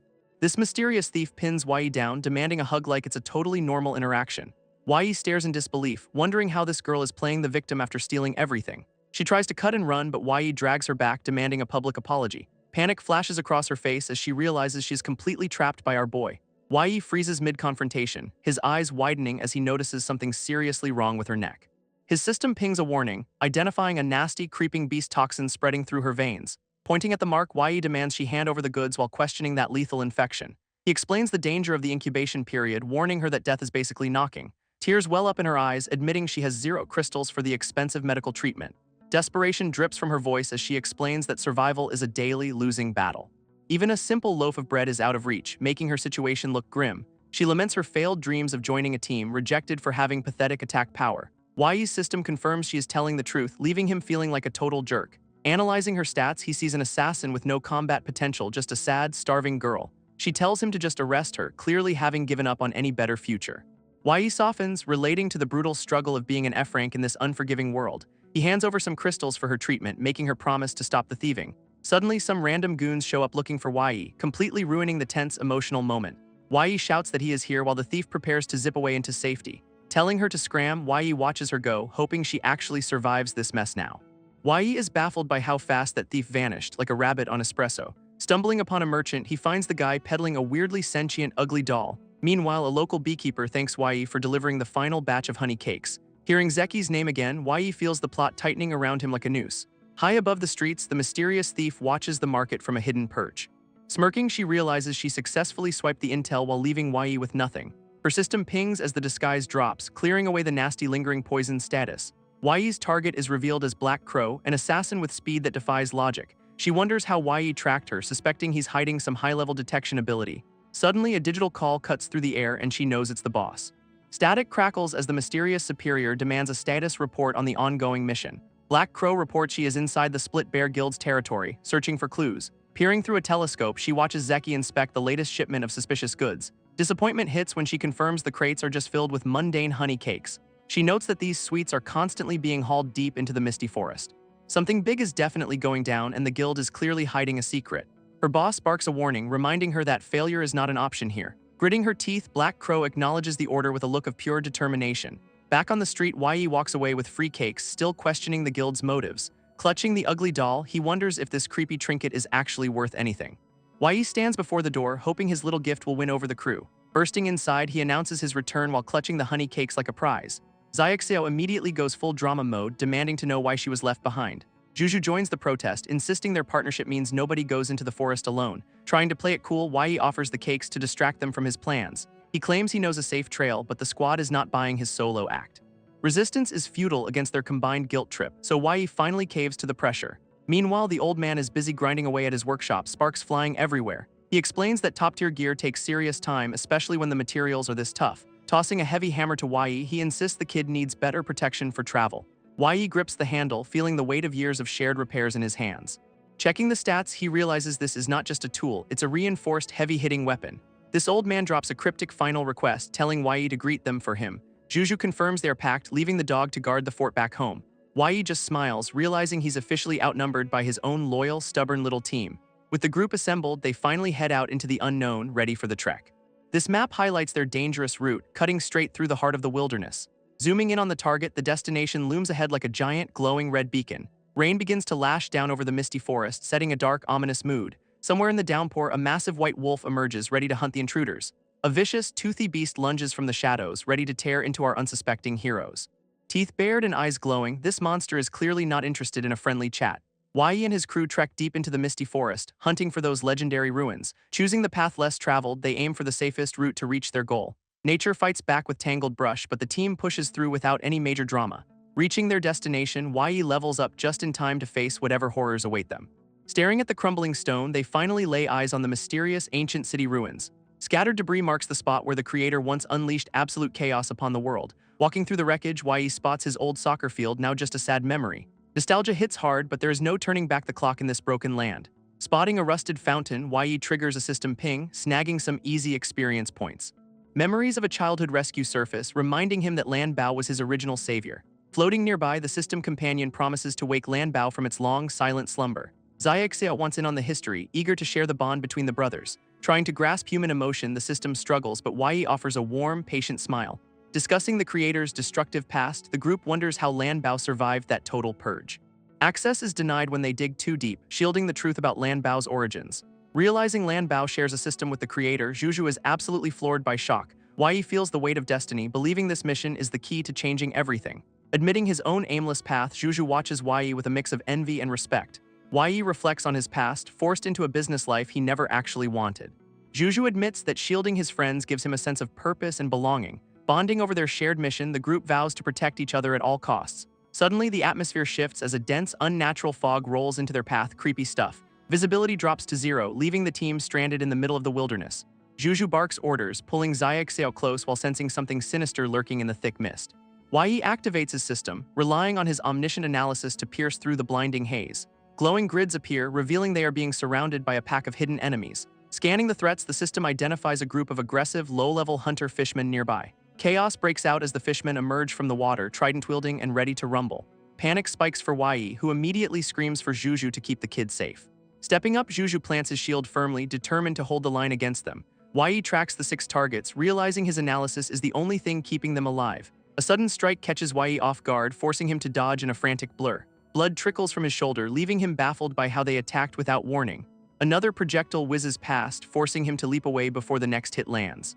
Terrified, his friends shout out, desperate to know if he is still in one piece. Shrugging off the pain, Wai insists it is just a scratch while bracing for more. Frustration mounts as he fails to spot any trajectory, questioning if this is a skill. Charging forward, he activates his power to force a direct confrontation and end this mystery. A fishman lunges with a trident, looking like he skipped his morning coffee. Wai reacts with a flash of blue energy, barely dodging the sudden, aggressive strike. Confusion hits as the target dissolves into thin air, classic bait-and-switch tactics. Our boy executes a swift head jab, trying to land a hit on the phantom. Sparks fly as his attack connects with something invisible, revealing a hidden, shimmering barrier. Realization dawns on Wai. He's been walking right into a carefully laid trap. High above, the guild's emblem looms, signaling that the bait worked perfectly. Crates of supplies sit abandoned, while rumors of a terrifying monster keep everyone away. 2 goons chat about the guild's staffing issues, oblivious to the chaos unfolding nearby. One brute barks at the newbie to hurry up, completely unaware of the infiltrator. Wai uses his system to swap his appearance, blending in like a total pro. Stalking toward the boss's room, he prepares to uncover every dirty secret they're hiding. Inside the office, the guild leader sits alone, brooding over a glowing red crystal. Zichi clutches a mysterious orb, muttering about how the time for vengeance arrives. A pocket watch reveals a portrait of a man, sparking memories of past betrayals. Zichi monologues to the photo, blaming the man for stealing his path to power. Pure rage fills his eyes as he vows to tear his enemy apart. A lackey bursts in with bad news, sweating bullets about a missing key player. Zichi demands the voice message, his patience wearing thin as the drama escalates. This recording plays, revealing the missing guy is busy with birthday plans, priorities right. This guild leader tries to delay the mission, claiming his social calendar is too packed. Zhang Tianyu snaps, smashing the furniture in a fit of pure, unadulterated workplace rage. He screams about the guy's incompetence, despite needing that star piercer for the big plan. Desperate to keep the team together, the lackey begs them not to scrap the operation.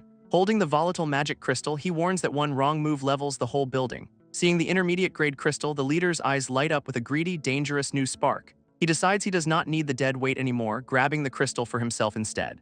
With the plan back on track, the lackey just nods, terrified of his boss's mood. They shift gears, needing to hunt down a specific target before the real chaos starts. Underwater, a vicious fishman lunges toward the surface, teeth bared and ready for the kill. Wai stands his ground on the rock, hammer ready as the beast emerges from water. Watching the phantom form instantly, he realizes these enemies are faster than they look.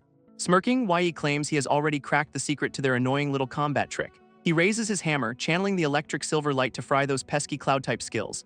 Lightning crackles around him as he prepares to deliver a massive high-voltage wake-up call. A blinding surge of electricity slams into the water, turning the tide in seconds. This shockwave ripples through the mist, forcing the hidden attackers to reveal their true forms. Caught in the current, the fishmen scramble, their invisibility failing under the intense electrical discharge. Panic sets in as they realize their stealth advantage is officially dead in the water. Yi's allies watch in awe, realizing the enemies are finally exposed and totally defenseless now. These fishmen are scrambling like they just realized they're fighting a literal lightning rod. Yi is not letting them off the hook, mocking their pathetic attempt to flee the scene. He slams his hammer down, channeling pure electric fury to fry the remaining aquatic pests. Another fishman goes down and the system dings with that sweet experience point payout. More enemies swarm in, but Yi is locked in, eyes scanning for the next opening. His system is working overtime, analyzing the Phantom's movement to crack the code of invisibility. Timing is everything, and he lands a perfect strike just as the enemy tries shifting. That hammer impact creates a massive shockwave, and he's already learning how to weaponize it. Turns out, this new skill is a total game changer for stealth and tactical confusion. Remembering his crew, Yi realizes Juju is probably struggling with the remaining invisible threats. His eyes narrow, focusing on the chaos as he prepares to rush back to them. Yi vaults over the water, closing the distance with the speed of a desperate man. Ranged attacks are raining down now, proving these monsters are actually smarter than they look. Activating his new Phantom skill, he creates a decoy to bait the fishmen into attacking. One monster lunges, thinking it's got an easy kill, but it's walking into a trap. Juju is holding the line with his shield, taking a beating but refusing to budge. He's getting tired of the endless assault, hoping Yi shows up before the shield breaks. Xiaoxiao is ready to throw hands, cheering them on while trying to stay brave. Something massive lurks beneath the surface, watching the group with hungry, predatory intent. A final vicious fishman leaps from the water, aiming straight for the unsuspecting Xiaoxiao. That little bag charm is shaking like it's seen a ghost or maybe just coffee. A fishman leaps out of the mist, looking to turn our heroes into sushi. Xiaoxiao is caught completely off guard, eyes wide as the ambush hits the fan. Yi and Juju snap into action, realizing the situation just went from zero to lethal. One of those trident-wielding pests lands, looking ready to cause some serious, uncalled-for trouble. Yi is not having it, absolutely livid that these things dared to threaten little Xiaoxiao. With a death wish granted, he swings his hammer, ready to crush the aquatic menace. That strike connects with a satisfying splash, sending the fishman straight to the afterlife. Yi realizes that weird shopkeeper's item actually works, and he just leveled up again. Juju follows up, slamming his own target down while the system confirms the kill. With the immediate threat neutralized, the guys realize the rest of the pack vanished. Juju is hyped, finally breaking through to D rank while his stats get a boost. Yi offers a quick congrats, though he's clearly not trying to get left behind. This fog finally lifts, revealing the ruins as they decide to scavenge the loot. Juju gets greedy, hoping they can find some rare treasure among the wreckage. He explains the value of Fishman Tears, basically the crypto of this broken world. Yi is skeptical since those drops are rarer than a decent boss fight reward. Xiaoxiao wanders over to the fallen beast, poking at the remains with a stick. Suddenly, she finds a glowing orb, proving that luck is definitely on her side. Both guys stare in disbelief, realizing they just hit the jackpot with 2 drops. Xiaoxiao pulls out 2 glowing orbs, basically the ultimate loot drop for this party. Deep in the wilderness, the group finally reaches a quiet, overgrown path near ruins. Yi leads the way through the trees, feeling the weight of his history nearby. Staring at the landscape, he notes how little this place has changed over the years. Suddenly, his system pings with non-stop alerts about a world fragment hidden in the area. He confirms the location, spotting a secluded house tucked away in the dense forest greenery. While the fragment is tempting, Yi prioritizes a much more personal mission at this moment. They arrive at a memorial stone marking the resting place of his parents Luo Hengyu. Yi approaches the site with flowers, finally reconnecting with his past after all this time. Speaking to the stone, he shares how much he has learned about their hidden secrets. He introduces his companions, Juju and little Xiaoxiao, to the silent, solemn memorial site. Encouraging the kid to participate, Yi asks Xiaoxiao to greet his parents with respect. Xiaoxiao steps forward, pulling out her own treasures to offer as a heartfelt gift. Digging through her bag, she gathers her favorite trinkets to share with the departed. Placing the items down, she hopes they appreciate her offering as much as she does. Tears welling up, she expresses her gratitude for finding a family in Yi and Grandpa. Juju watches the emotional scene, but he has a burning question about their family history. Pointing out the timeline, he asks how Xiaoxiao fits in if his parents passed away. Yi drops the bombshell. Xiaoxiao is actually a survivor of the brutal intelligent destruction event. Juju finally connects the dots, realizing the origin of her unique look is no mystery. Yi recalls the day the world went dark when all AI systems suddenly glitched out. Panic gripped the city as everyone fled, leaving the most vulnerable behind in the dust. Deep in those ruins, Grandpa and Yi stumbled upon a tiny, abandoned survivor named Xiaoxiao. Juju finally gets the full story, confirming that she was indeed an adopted family member. Despite being loved, she constantly tries to earn her keep. Poor kid has abandonment issues. Suddenly, the system pings like crazy, detecting a massive world fragment hidden right nearby. Yi tracks the energy signature to a secluded house, pinpointing the exact coordinates for entry. Leaving Juju to watch over Xiaoxiao, he heads inside to uncover what was left behind. This interior looks like a time capsule, untouched and eerie in its perfect, preserved state. Walking through the halls, Yi notes how the house feels exactly as he remembers it. He finds a bookshelf that mirrors Xiaoxiao's habits, a weirdly nostalgic trip down memory lane. A mysterious box sits waiting, and he can't help but wonder what secrets it holds. Opening it reveals Lanbao's diary, the ultimate target for his ongoing digital investigation. Memories flood back of Lanbao, documenting every single day spent raising him as a child. He logs into the diary, but the system hits him with an immediate access denial. Shock hits him as the data forces its way through, eyes wide at the display. Digital projections materialize in the room, showing his younger self and Lanbao in action. It's a total time travel vibe, watching his own infancy play out through a robot's eyes. Lanbao struggles with basic human expressions, trying to mimic a smile like a total rookie. Yi laughs, realizing his bot buddy had to learn how to feel from scratch wholesome.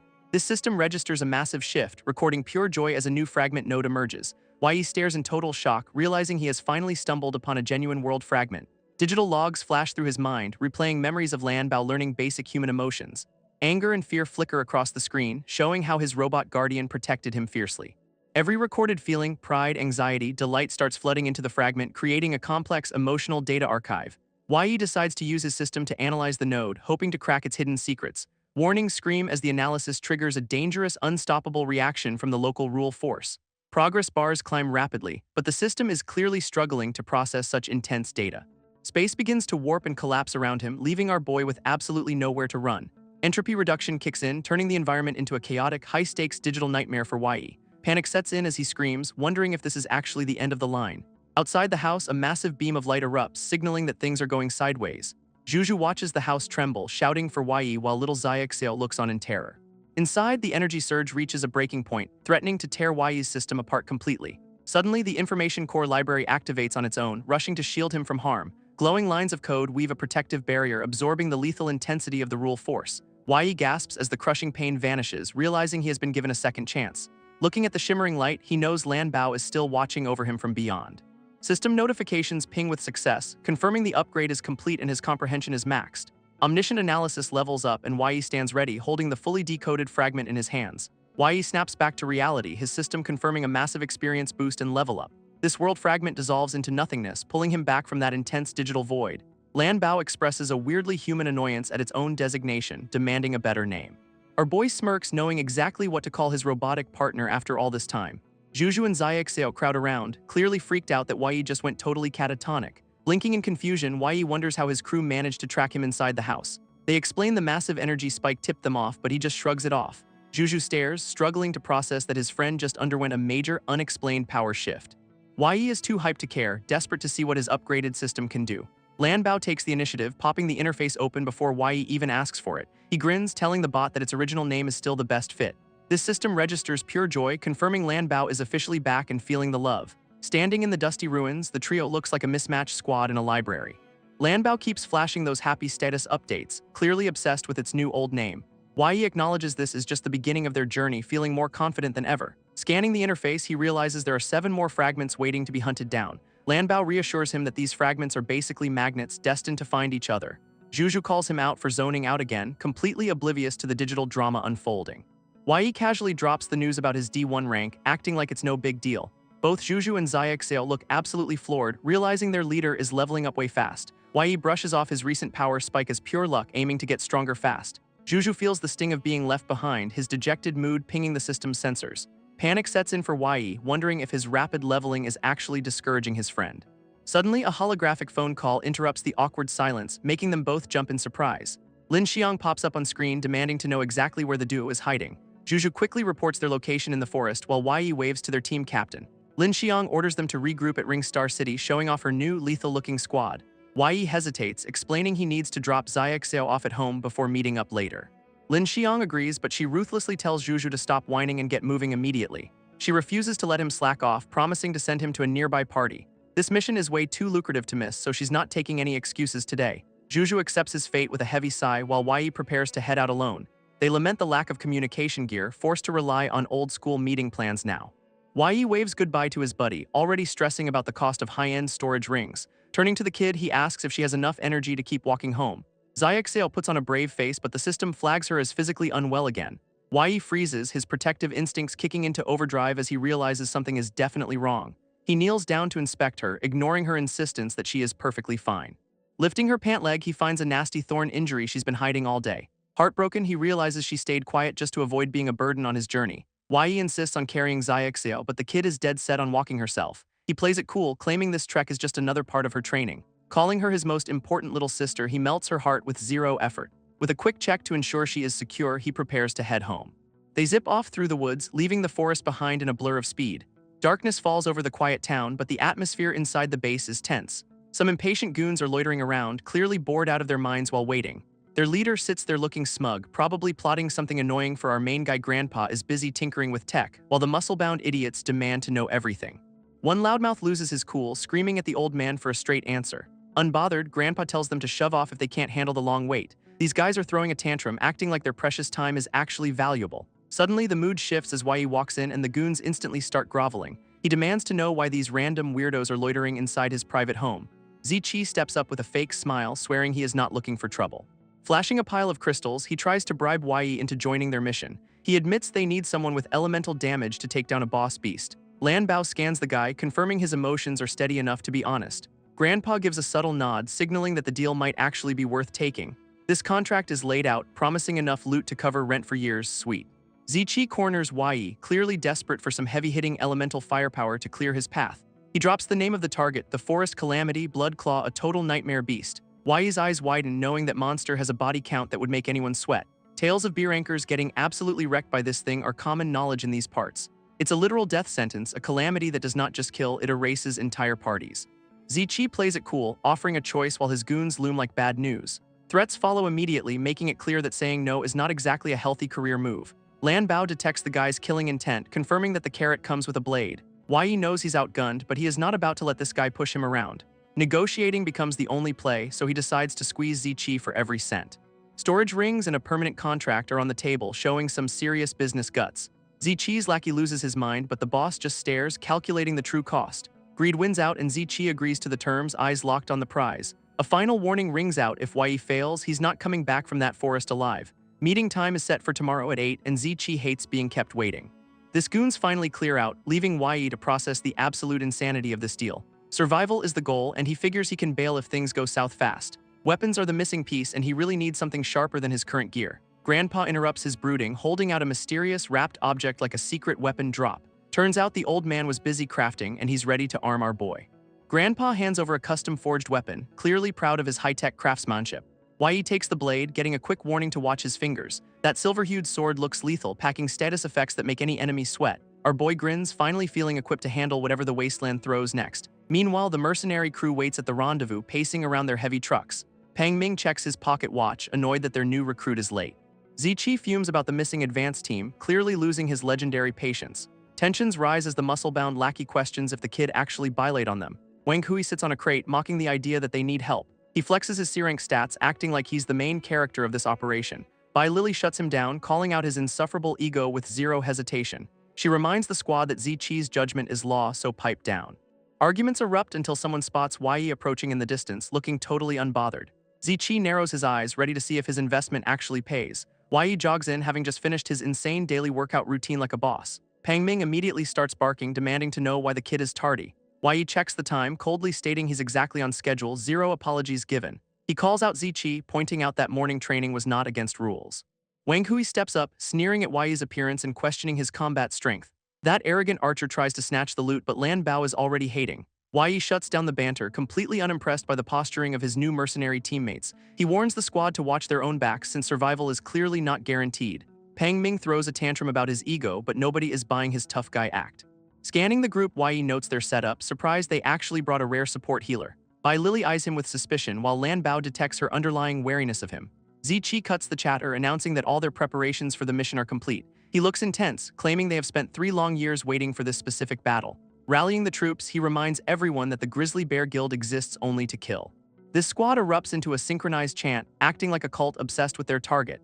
Yi watches the display, internally cringing at the sheer absurdity of their corporate-style team culture. Zichi gives the order to move out, finally kicking off this high-stakes subjugation mission. This portal flickers and vanishes, signaling that their simulation state has finally come to an end. A mysterious observer watches from the shadows, finding the presence of the kid quite amusing. Suddenly, the main force gets ambushed by a pack of monsters deep in the woods. Chaos breaks out as mimic apes and fang wolves swarm them, ruining their peaceful march. Pang Ming slams his shield down, struggling to hold the line against the relentless beasts. This team scrambles to defend themselves while the monsters cackle with a creepy, human-like glee. A bolt of lightning strikes from nowhere, frying a monster before anyone can react. Wang Hui claims the kill with a smirk, mocking the tank for needing his help. Wei rolls his eyes, watching the support healer waste precious energy on these minor pests. Wei surveys the motley crew, counting ranks like he's checking off a grocery list. Coordination is decent, he admits, despite the usual suspects flexing their fragile little egos. Snatching up the cure skill, he adds it to his collection, a handy new trick. Constellations light up his internal map, revealing how his elemental skills actually lock together. Two locked skills stare back at him, relics from that fusion mess he barely survived. Swapping skills costs a fortune in energy, making mid-battle adjustments a total luxury move. He ditches the heavy armor for lightning arrows, keeping his setup lean and mean. Ziqi is a closed book, and Lanbao keeps flagging his suspicious, guarded vibes. Pang Ming starts barking orders, annoyed that Wei is not playing soldier with the rest. Wei shuts him down cold, reminding the tank he's only here for the main boss. Ziqi steps in to stop the bickering, laser-focused on their upcoming bait trap. Watching the boss, Wei realizes this is not just business, it's a deep, personal vendetta. He tries to dig for intel, asking why they're really hunting this blood claw. That question hits a nerve, with Ziqi snarling that the beast simply deserves death. Shutting down the interrogation, the boss warns him to stop probing and stay focused. Suddenly, screams for help shatter the silence, throwing the entire squad into a panic. Explosions of light rip through the brush, forcing everyone to scatter in total chaos. Wei dives into the foliage, watching the carnage unfold from his hidden leafy vantage. Eyes wide, he catches a glimpse of something truly massive lurking in the shadows.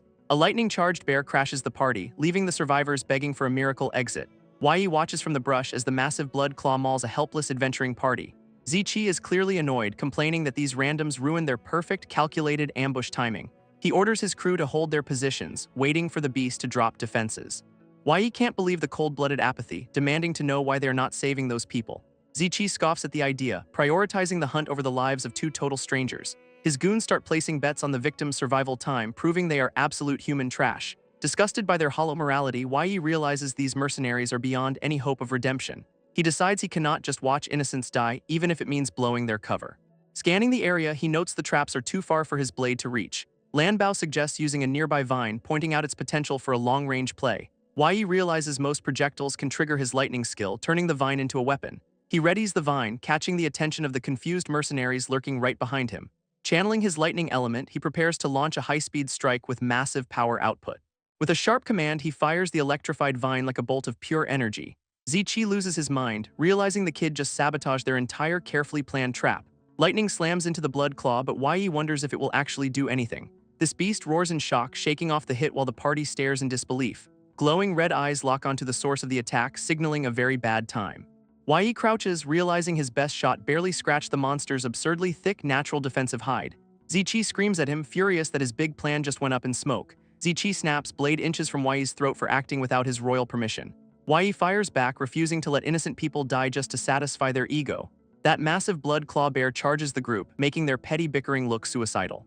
Ziqi threatens to settle the score later, clearly prioritizing the hunt over survival. Orders fly as the team scrambles to execute their plan despite the chaos unfolding. Everything goes sideways instantly, the barriers fail, and the traps are basically just decorative toothpicks. Panic sets in, with the team desperately deploying a restraining net against the beast. Wei analyzes the monster's stats, realizing this thing is a specialized nightmare of pure power. Data scrolls across his vision, confirming the blood claw is a C-rank absolute tank. This net lands, but the bear barely notices, treating it like a minor fashion accessory. Desperation hits a peak as the net snaps, forcing the team to call for retreat. Debris flies everywhere when the blood claw slams into the ground, crushing their formation. Mercenaries go airborne, proving that even their best gear is basically paper against this monster. Bai Lily screams for Pang Ming to tank while she tries to patch the survivors. That beast looms over them, ready to finish the job with one massive lethal swipe. Pang Ming braces himself, hiding behind his shield like his life depends on it. Activating his heavy core ram, he taunts the bear, trying to draw its lethal attention. Impact rocks the forest, with the tank barely holding the line against the brute force. Success flashes as the bear gets stunned for 3 seconds, giving them a tiny window. Ziqi barks at Wang Hu to hit the abdomen, hoping to exploit the opening. Wei lunges, his glowing blade slamming into the massive bear with a kinetic shock. True damage triggers as he weaves through the beast's reach, proving his speed is lethal. That stinger skill is no joke, 22 hits and the monster's health bar just melts. Ziqi screams his lungs out, channeling 3 years of pure, unadulterated salt and rage. Our boy keeps his cool, noting that even with this advantage, the beast is terrifying. Meanwhile, some random adventurers are struggling to flee, their lives hanging by a thread. Yi pivots, demanding that Bai Lily stop playing hard to get and heal the wounded civilians. She snaps back, clearly stressed, but Lanbao detects the hidden exhaustion beneath her ego. Realizing the team is useless, Yi decides he'll just have to swap in his own skills. Bai Lily finally caves, tossing a green healing wave at the injured pair in frustration. That support magic lands, saving the duo just as they were about to get flattened. She barks at Yi to get back to the fight, masking her kindness with attitude. Our boy smirks, realizing that maybe she is not as cold-hearted as she likes to pretend. He warns the survivors to scram, his lightning crackling as he prepares for the climax. Those grateful adventurers scramble away, promising to pay him back if they ever meet again. Yi locks in, ready to honor his promise and finally take down this forest calamity. He dives right back into the fray, dancing around the Blood Claw's massive, lethal swipes. Green light flashes as he hacks away, but the monster's hide is proving incredibly stubborn. Frustration mounts because his normal attacks barely tickle that thick, natural defensive armor plating. Zichi watches in disbelief, wondering what on earth Yi is actually trying to pull. Danger sensors are screaming because that massive bear is about to bring the house down. Yi shouts for everyone to scatter, barely dodging a crater-making impact from the beast. Panic mode is fully activated, with the team scrambling while their precious skills stay locked. Watching the carnage, Yi realizes the bear's reach is way longer than they ever anticipated. That monster is absolutely livid now, eyes glowing with a lethal, crackling energy of doom. Yi knows the Blood Claw's area damage is a nightmare for these low-ranked mercenary scrubs. Admitting they messed up by engaging too early, he prepares for a very rough ride. Stepping up, Yi decides he's taking the lid, despite the obvious risk of instant death. Zichi loses his cool, screaming that charging in now is just a glorified suicide. Ignoring the noise, Yi commits to his promise, blade glowing as he dives into action. His internal system tracks the bear's incoming strikes, predicting every heavy blow with cold precision. This mercenaries watch in shock, wondering how this kid has the guts to stand tall. Zichi sees something the others miss, his eyes narrowing as he tracks the movement. Despite the speed boost, Yi is still playing a dangerous game against that massive reach. One wrong step means getting crushed, but he dances right on the edge of destruction. Doubts start creeping into the squad, with everyone assuming the kid is already a corpse. Zichi is spiraling, convinced his entire investment is about to vanish into thin air. That beast roars, its electrical aura surging as it prepares to unleash total forest devastation. Energy dissipates into the air, leaving the ground shattered and the team completely wide open. Yi stands firm, his resolve glowing brighter than the chaos as he honors his word. Yi swaps his skills midair, ditching the phantom for a lethal dose of silver light. This mercenaries watch in total shock, realizing their supposed dead weight is actually alive. Our boy locks eyes with the beast, ready to finally shut down that fiery temper. With a massive strike, he shatters the bear's defenses and applies a nasty bleed effect. Lightning crackles as Yi dances around the monster, turning the tide with pure raw speed. Mercenaries scramble to process the carnage, stunned that their armor-plated target is now wide open. Zichi stares in disbelief, realizing the kid was holding back a mountain of power. This system confirms a perfect hit, rating Yi's performance as a total game-changer. Despite the brutal damage, the Blood Claw starts regenerating, proving it's one stubborn nightmare. Suddenly, a forest of thorns erupts from the ground, trapping the beast in place. Yi narrowly avoids the massive vines, watching as they bind the monster's thrashing limbs. Lanbao analyzes the new skill, noting the high energy cost for such massive control. Zichi barks orders, telling everyone to dump their entire arsenal into the trapped bear. Our boy watches the team finally contribute, though he knows the real work starts now. Deciding to go all out, Yi channels his energy for one final decisive strike. Silver blades flash repeatedly, stacking bleed effects until the monster's health bar starts screaming. Lanbao admires the kid's precision, prompting Yi to stop holding back his true potential. He lunges for the kill, driving his blade home to trigger the final, lethal poison. Crimson energy tears through the air, signaling the end of this forest's biggest headache. This Blood Claw lets out one last pathetic roar before collapsing into the dirt. This archer lectures Yi on his technique, acting like he's the master of everything. He claims skills are not just about spamming attacks, trying to sound all wise and profound.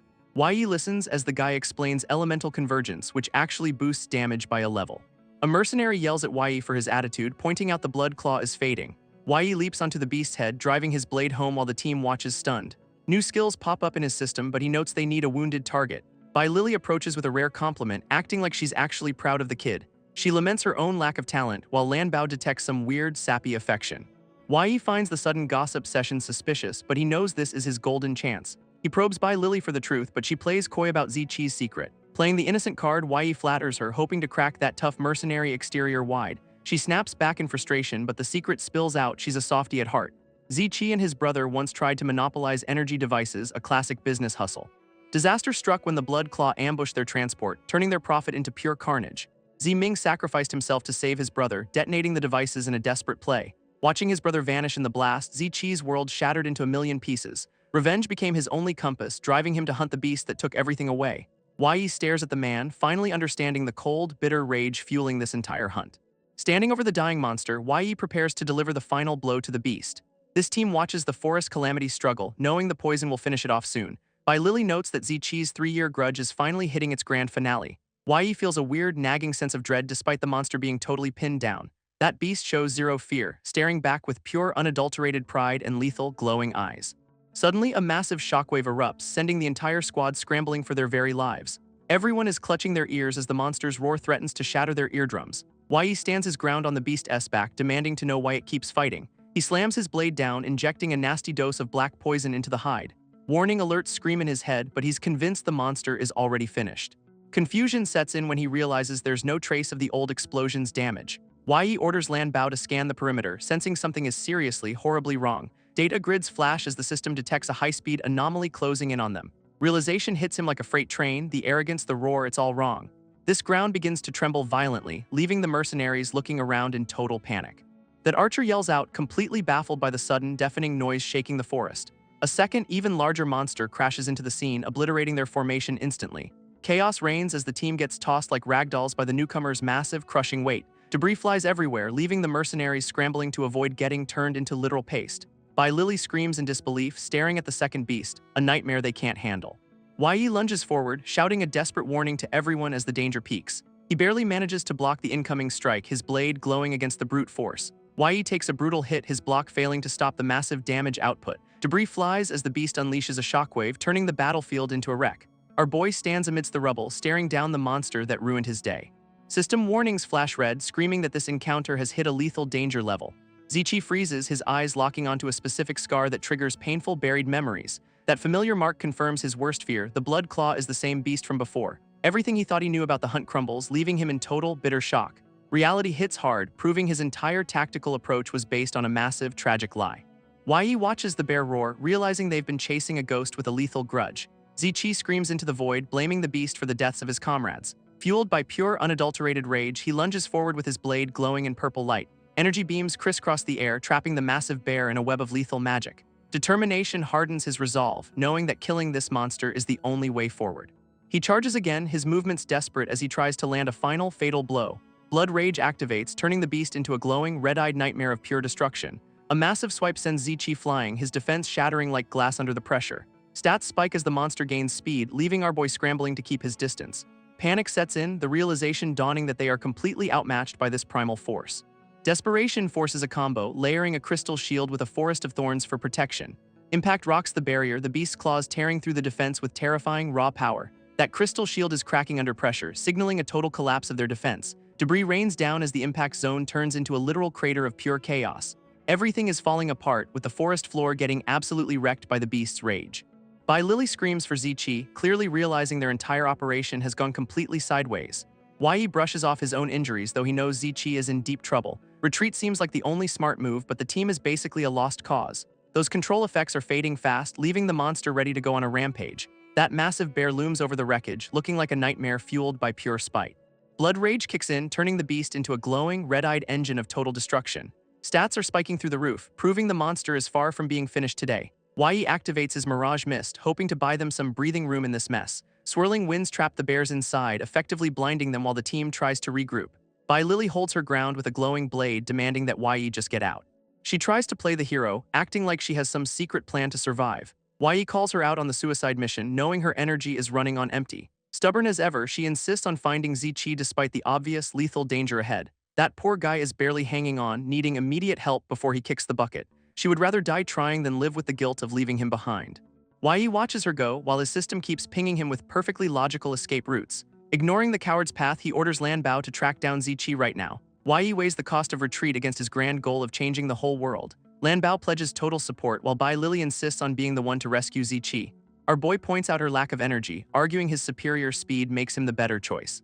She stares back, clearly not wanting to lose another kind soul to this brutal, unforgiving forest. Yi promises to try, but warns his own survival comes first if things go completely south. System data reveals the two blood claws are absolute monsters, their stats hitting terrifying new heights. Using the misty environment, Yi activates his phantom skill to gain a massive, stealthy advantage. He notes that keeping the phantom at a distance makes him basically invisible to the beasts.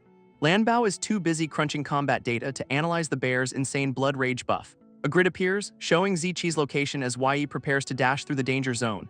This beast snarls, its primal senses picking up on something that triggers a wave of aggression. Lambo detects the blood claw's sudden shift into pure lethal vigilance, putting Yi on edge.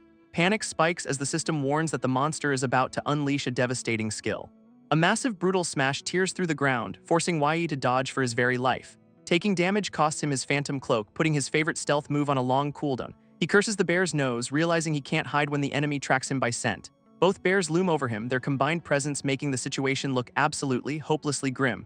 Yi asks Lambo to take over his emotional regulation, hoping to keep his head clear. Lily stands firm, channeling her remaining energy into a glowing cross to hold the line. Blood drips onto the rocks, marking the start of a fight they're barely surviving. Yi is hurting, his abdomen shredded by debris and his healing energy totally tapped out. Lily is barely holding it together, screaming at the kid to hurry his rescue. Behind the mirage mist, a broken pocket watch reflects the face of a fallen comrade. Zichi sits slumped against a tree, coughing up blood while the forest chaos rages. He realizes the mist is keeping him alive, but feels guilty for dragging everyone here. Memories of his team flash by, they were just in it for the cash, poor souls. Zichi laments his leadership, realizing his obsession with the beast got his friends killed. A vision of his brother Ziming appears, begging him to live on despite everything. Yi arrives, clutching a glowing red crystal core like it's the ultimate parting gift. Warnings flash as he prepares to detonate the device, a high-stakes play for some breathing room. A hand reaches out through the swirling chaos, desperate to stop the impending, massive blast. Zichi looks up in total shock, his eyes widening as he spots the intruder. Yi lunges into the fray, his blade glowing as he moves to save the guy. Our boy is clearly annoyed, asking if this is how he gets repaid for helping. This blast zone clears, leaving the two of them huddled together amidst the forest wreckage. Zichi is completely baffled, demanding to know why Yi is even risking his neck. Yi explains he was sent to bring him back, but tells him to drop that. Stunned, Zichi wonders how the kid even broke through the bear's lethal, tight encirclement. Yi admits he used honey cakes as bait, a simple trick to buy some time.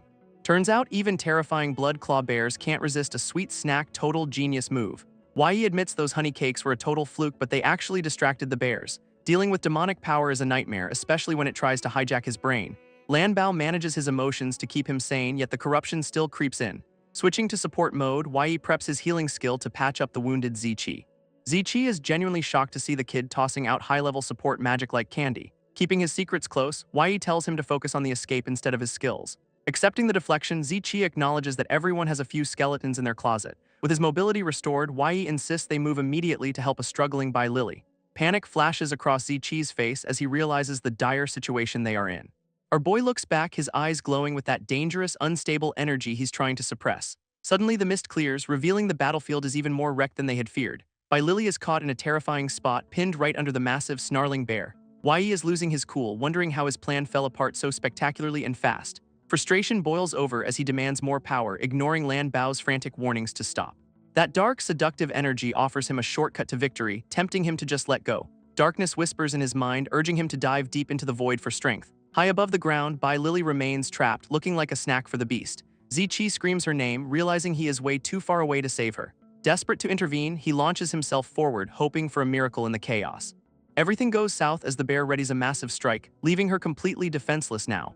Yi's stats are absolutely redlining as he prepares to make a desperate, high-stakes play. He confirms Lily is just out cold, which is honestly the best news today. Tossing her to safety, he screams for a catch while the bears close the gap. Confusion hits the guy holding her, wondering why Yi is suddenly radiating such terrifying, dark energy. Our boy locks eyes with the beasts, his own gaze glowing with a menacing, unnatural light. He shifts his gear, stats surging as he readies a heavy-hitting counter against the monsters. That massive bear lunges, but Yi is already moving with a speed that defies all logic. Dodging the swipe, he readies his hammer, looking like a one-man wrecking crew in motion. This blood claw looms, but our boy is clearly done playing nice with these overgrown rugs. A sinister grin spreads across his face, signaling that the gloves are officially coming off. He swaps skills to heavy core armor, tanking up to survive the incoming brutal assault. Impact rocks the area, but the armor holds, stunning the bear for a few precious seconds. Even the guy watching is floored, realizing Yi is pulling out high-tier skills like a pro. Yi lunges at the beast, his blade carving through the air with lethal, focused intent. Swapping to Envenom, he channels pure elemental power into his weapon for a final strike. This blade bites deep, triggering a shattered status that leaves the bear wide open now. Corrupting black poison floods the beast's heart, turning the tide of this fight in seconds. Toxin erupts, and just like that, the blood claw is finally down for the count. Leveling up mid-fight is a total power move, especially with a giant bear still looming. Yi stands tall, his silver light glowing as he prepares to finish the job today. Yi's stats are absolutely skyrocketing, pushing his combat potential into a whole new dimension. Lightning arrow crackles with raw energy, ready to tear through whatever stands in his way. That massive bear is looking real sorry it decided to pick a fight today. Shattered status hits the beast hard, making every single hit count for double the pain. Haste kicks in, letting our boy dance around the monster like it's standing still. Every strike lands with surgical precision, proving that speed really does kill in this forest. Blood sprays everywhere as the bear realizes it's completely outmatched by this relentless glowing blur. A final crushing blow sends the beast flying, ending its reign of terror for good. Leveling up mid-fight is just showing off, but hey, the loot is definitely worth it. Zichi stares in total disbelief, wondering if the guy he knows is still human. Dark demonic energy swirls around Wai, making him look like the final boss instead. Lanbao is screaming for him to wake up, desperately trying to stop the corruption. Panic sets in as the team realizes their savior might be the next big threat. Wai is fighting his own mind, his eyes glowing with that terrifying, unnatural red light. Claws twitch as the dark influence tries to take the wheel for one last ride. Lanbao works overtime to pull him back from the brink of total mental collapse. Consciousness finally returns, but the darkness leaves a parting gift of pure, unadulterated chaos. Wai snaps back to reality, demanding the demonic presence get out of his head immediately. Exhausted and drained, he forces the dark power to deactivate before it consumes him entirely. Zichi checks on him, clearly terrified by the lingering, dark marks on his hand. Wai stares at his hand, the hell's mark spreading like a bad case of ink. Lanbao is useless here, so Wai decides he needs to grind levels, stat. A random stranger pops up, acting all impressed that they survived the forest disaster. Perched high in the trees, she watches them like a creepy, oversized forest bird. She keeps gushing over his skills, clearly fishing for his secret class and build. Wai is not buying her act, wondering why this weirdo is suddenly so interested. Recognizing her from the market, he orders Lanbao to scan her hidden panels. Data is blocked by some skill, proving she is definitely hiding something shady today. She zips behind him, but Lanbao notes her vibe is more curious than lethal. Pointing at his cursed hand, she asks if he is using some forbidden dark magic. Wai accidentally spills, his brain clearly scrambled by some weird, low-level mental status effect.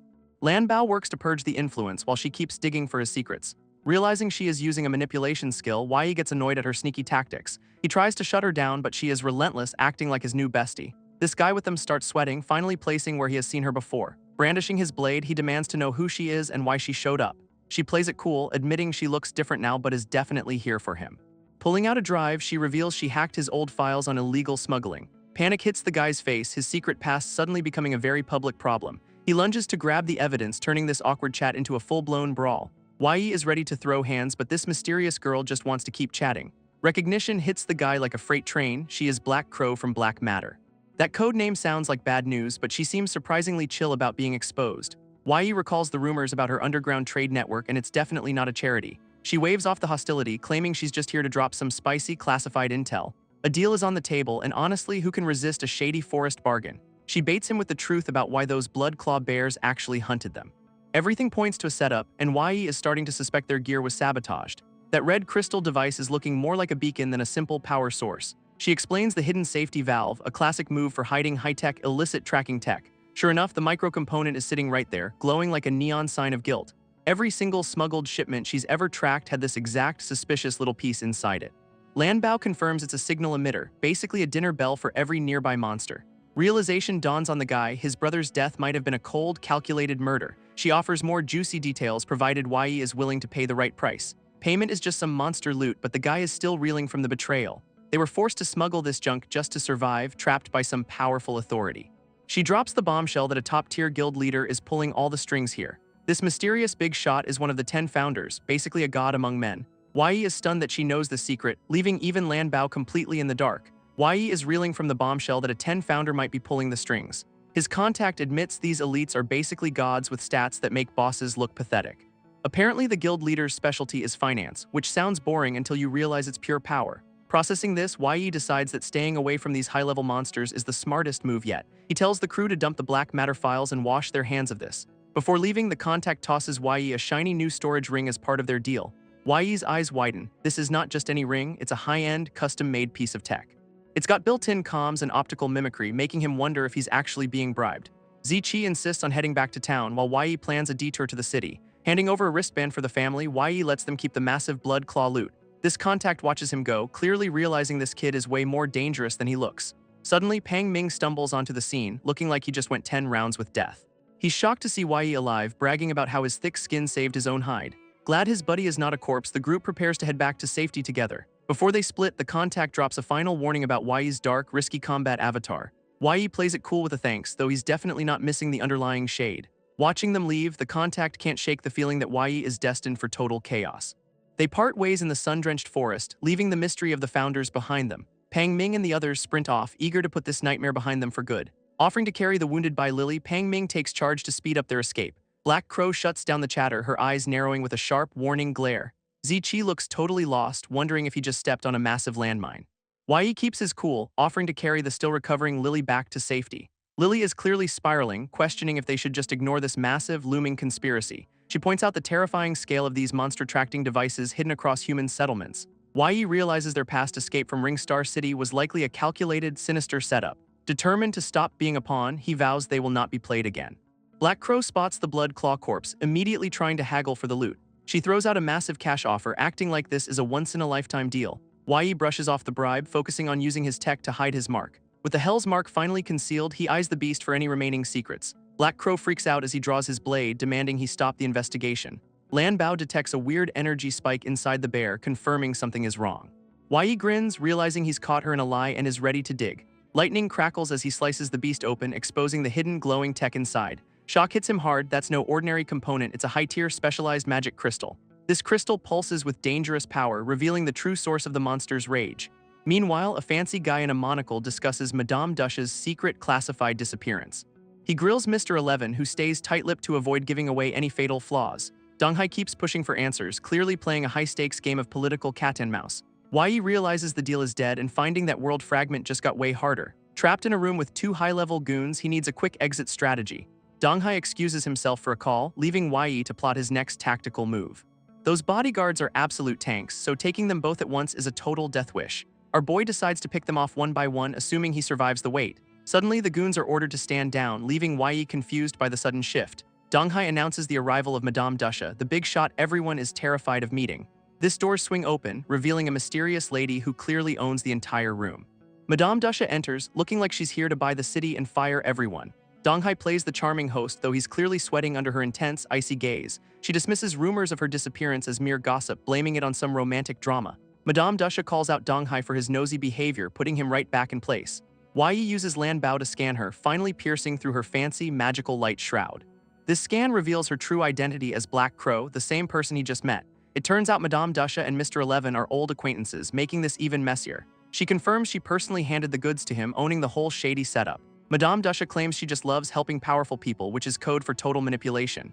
Donghai confirms Yi's loot is legit, while noting her weirdly intense interest in the kid.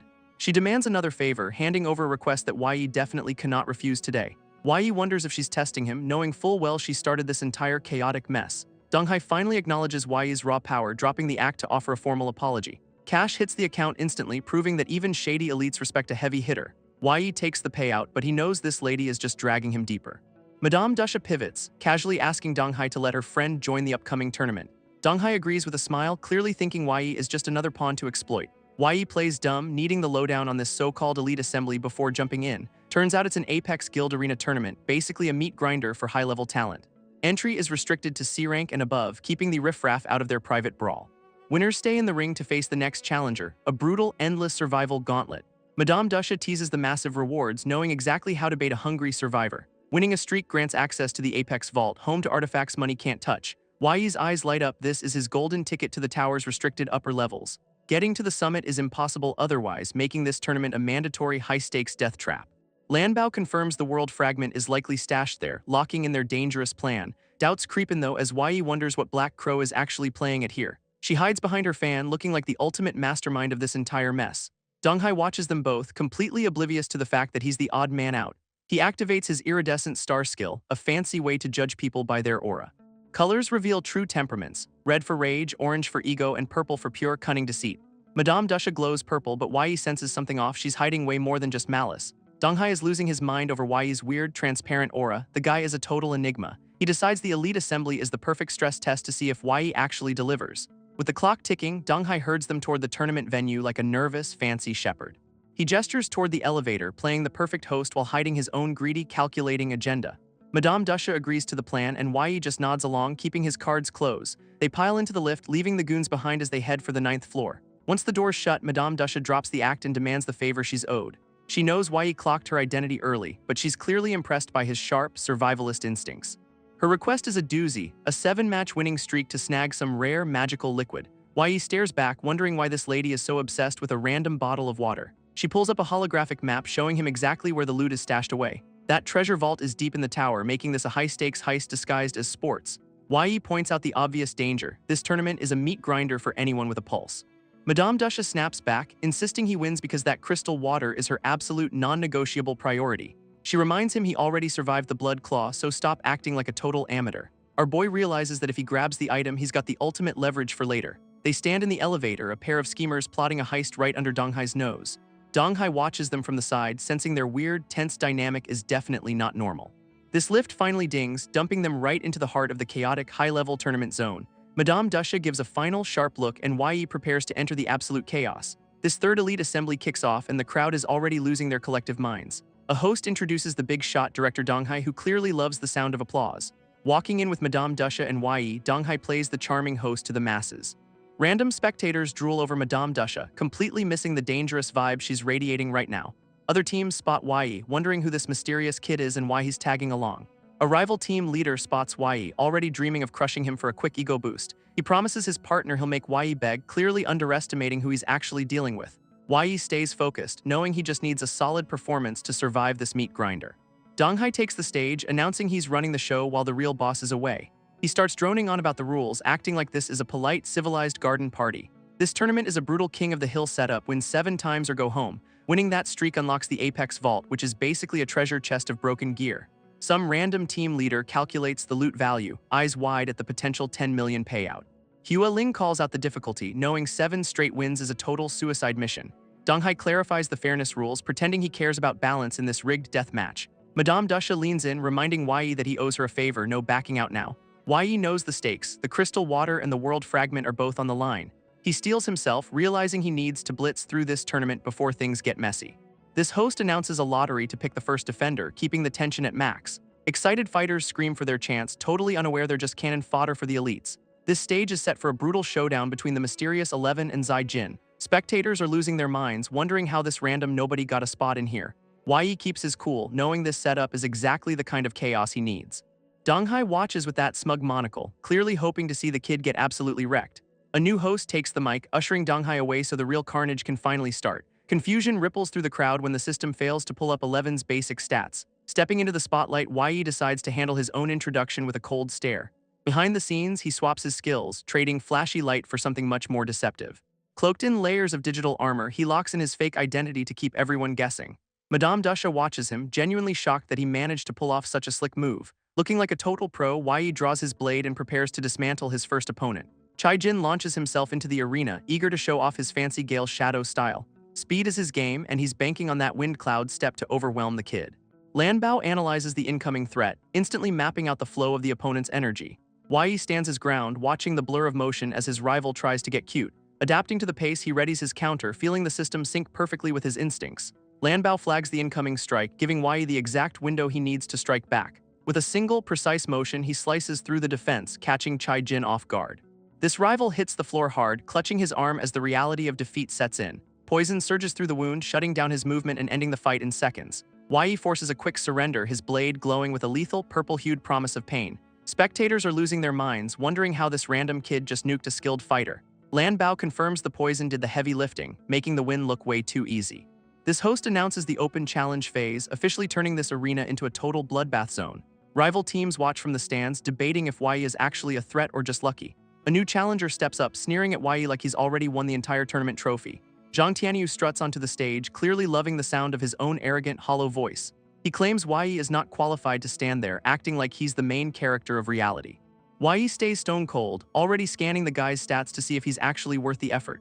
Lanbao pulls up the data, revealing a flashy skill set that screams massive ego issues. Zhang Tianyu gets triggered by the silence, promising to make Yi regret his lack of respect. Our boy just tells him to hurry up, clearly bored by the guy's endless, dramatic posturing.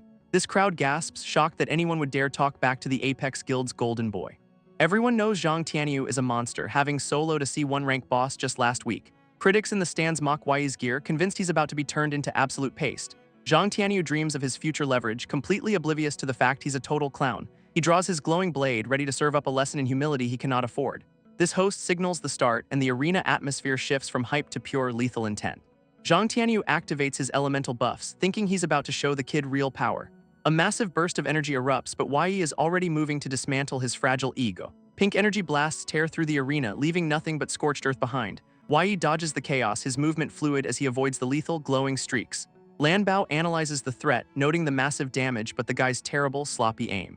Zhang Tianyu gloats, firing off more stars while calling our boy a pathetic, scurrying rat. Explosions rock the stage, but the protective barrier keeps the crowd from getting vaporized. Spectators watch in awe, terrified by the sheer raw power of those long-range elemental shots. Yi realizes the cooldown is way too short to wait out, forcing a risky play. Closing the gap is the only move left, so he charges the caster head-on.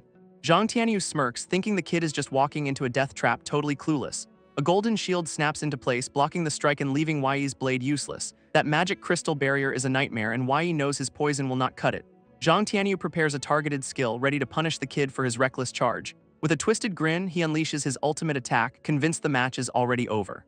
Star stagnation hits, summoning a gravitational pull meant to freeze Yi in place for seconds. Purple energy chains lock onto our boy, leaving him trapped in a total, inescapable bind. Yi keeps his cool, waiting for the exact moment the guy burns his best cards. Suddenly, he shifts his stance, ready to strike back now that the trap is sprung. A massive blast erupts, but the target is not what it seems to the arrogant caster. Zhang Tianyu laughs, bragging about how he's about to peel the skin off his bones. Confusion hits the crowd as they realize the attack did not even touch a solid body.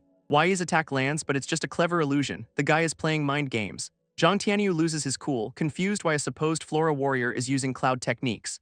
Panic sets in as his golden shield gets absolutely wrecked by Yi's relentless sharp blade. That magic crystal barrier shatters like cheap glass, leaving the arrogant caster wide open now. Yi warns him to watch his step, turning the tables on this overconfident loud mouth. Dodging the heavy hits, our boy closes the distance with some seriously slick fluid movement.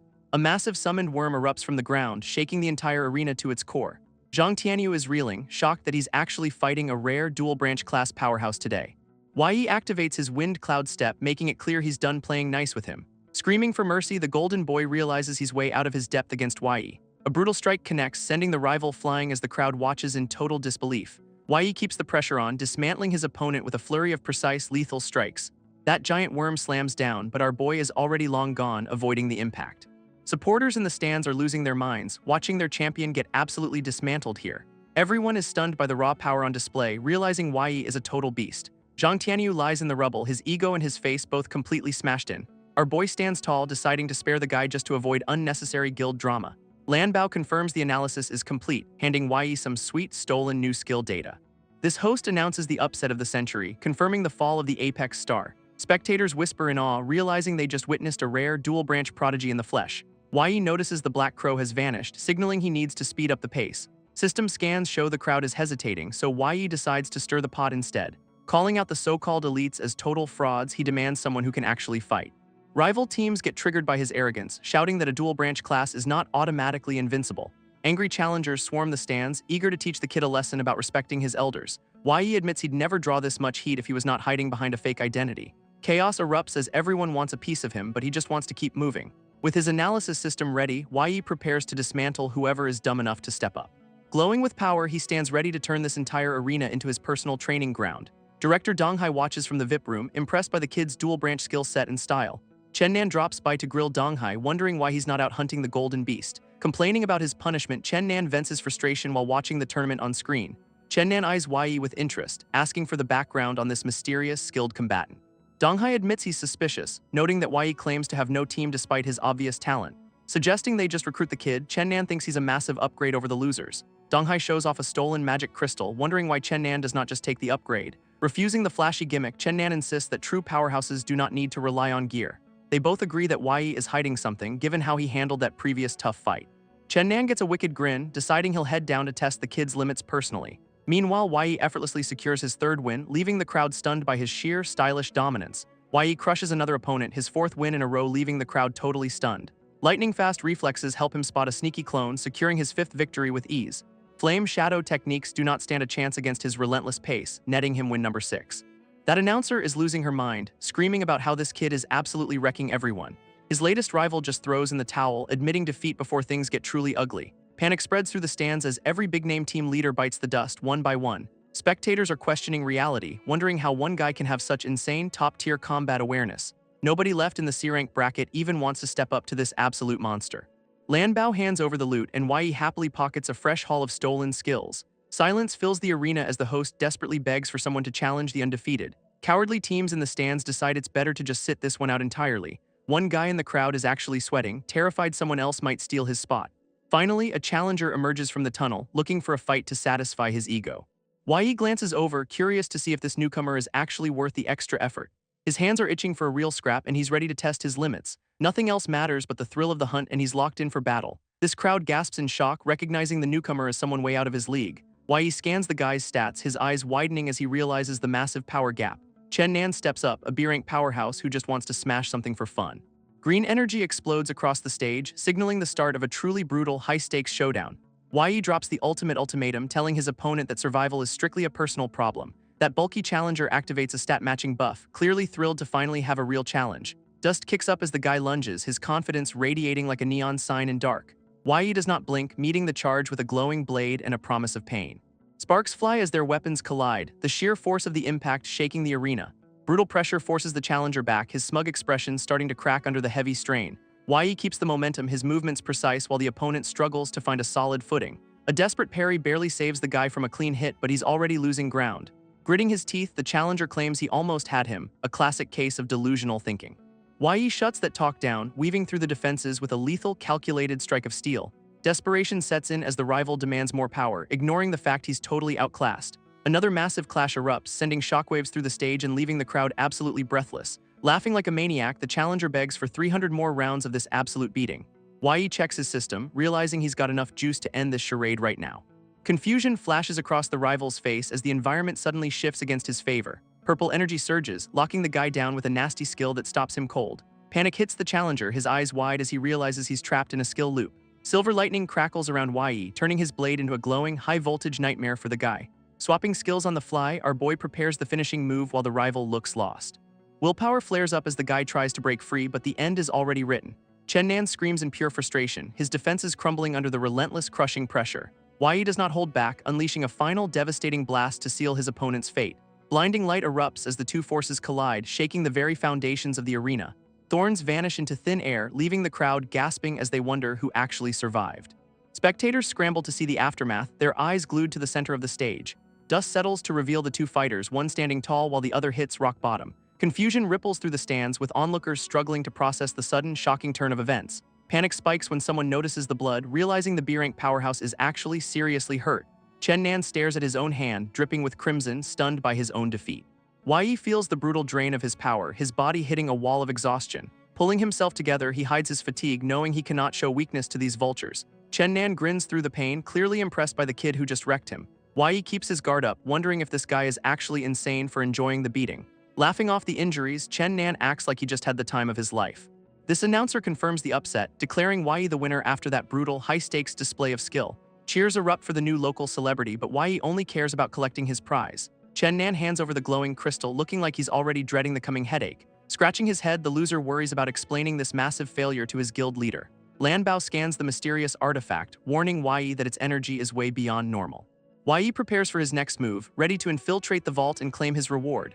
Yi gets the word Donghai is waiting for him at the treasure vault finally. They head down a sterile, high-tech corridor that definitely does not scream friendly neighborhood hangout. Yi calls out the guy for using his signature move, dropping the act entirely.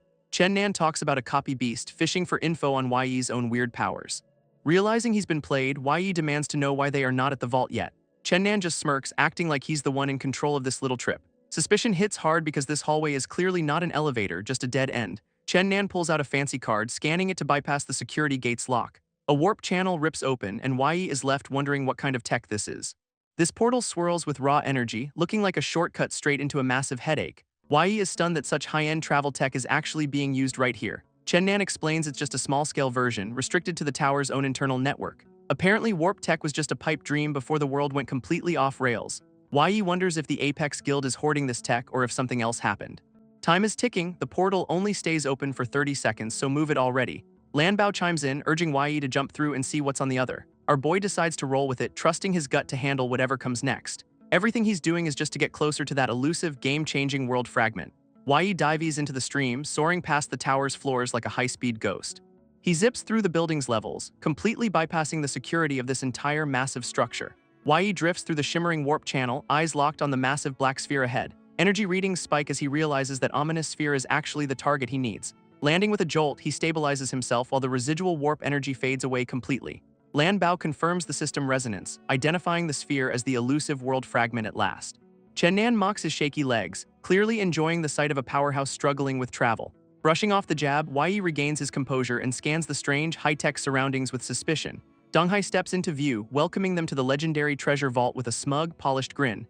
Glass cases display rare relics like basilisk scales and scorched skulls, a collector's absolute fever dream. Exotic artifacts fill the room, from essence crystals to star blades, all just sitting there waiting.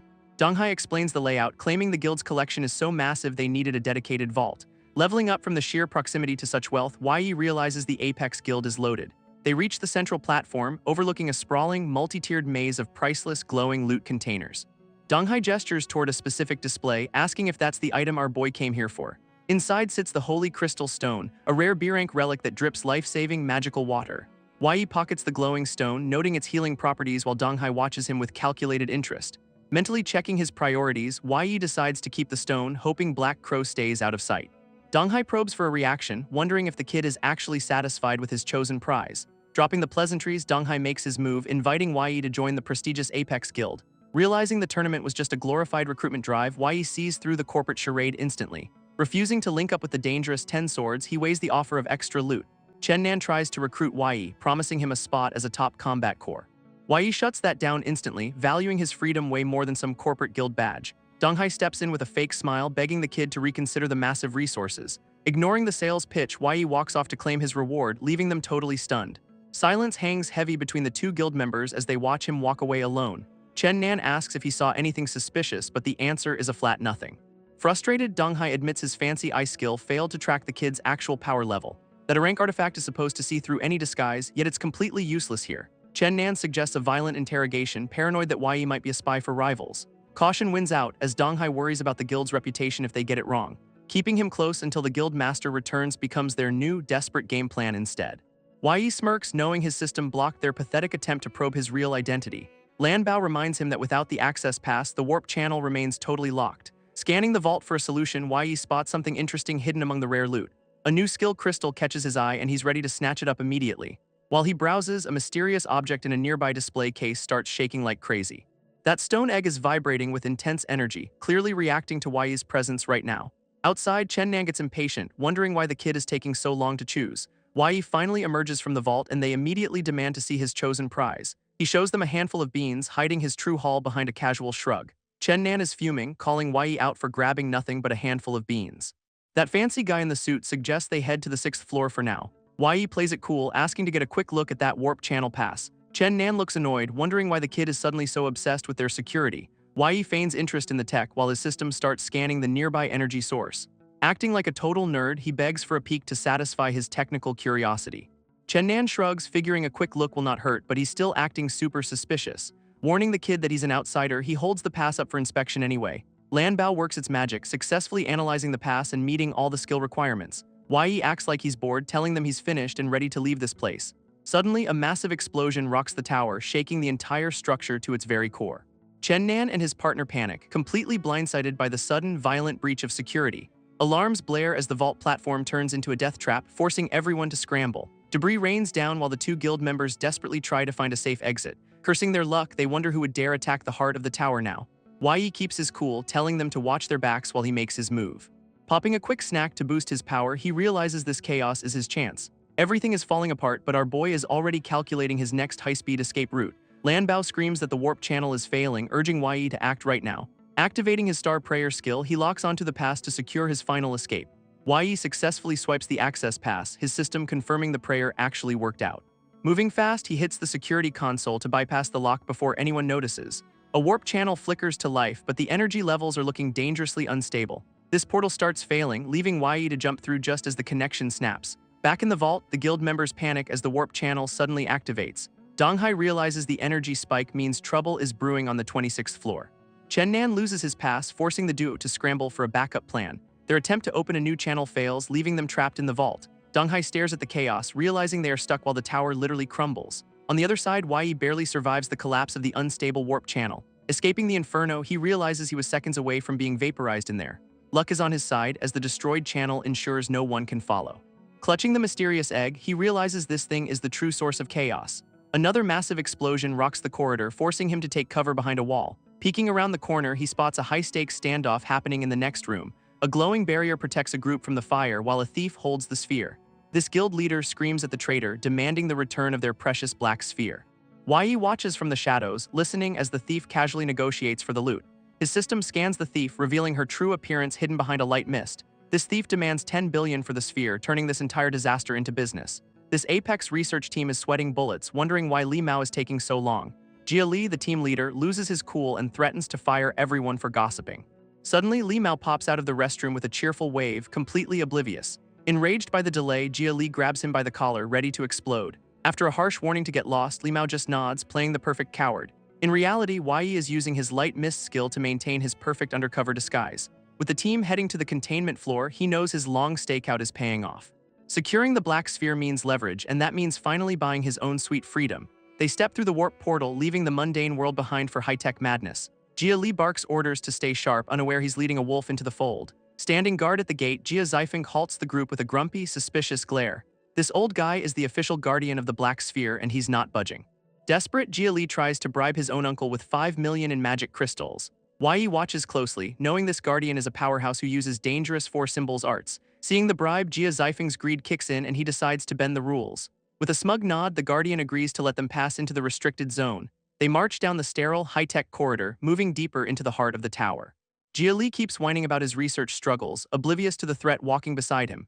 This guardian shuts him down, demanding no trouble while they work on the black sphere. Yi keeps his hands steady on his gear, ready to strike when the moment hits. Yi stares in total disbelief at the hidden tech, clearly out of his depth here. This secret weapon packs enough punch to rival in a rank powerhouse, a terrifying prospect indeed.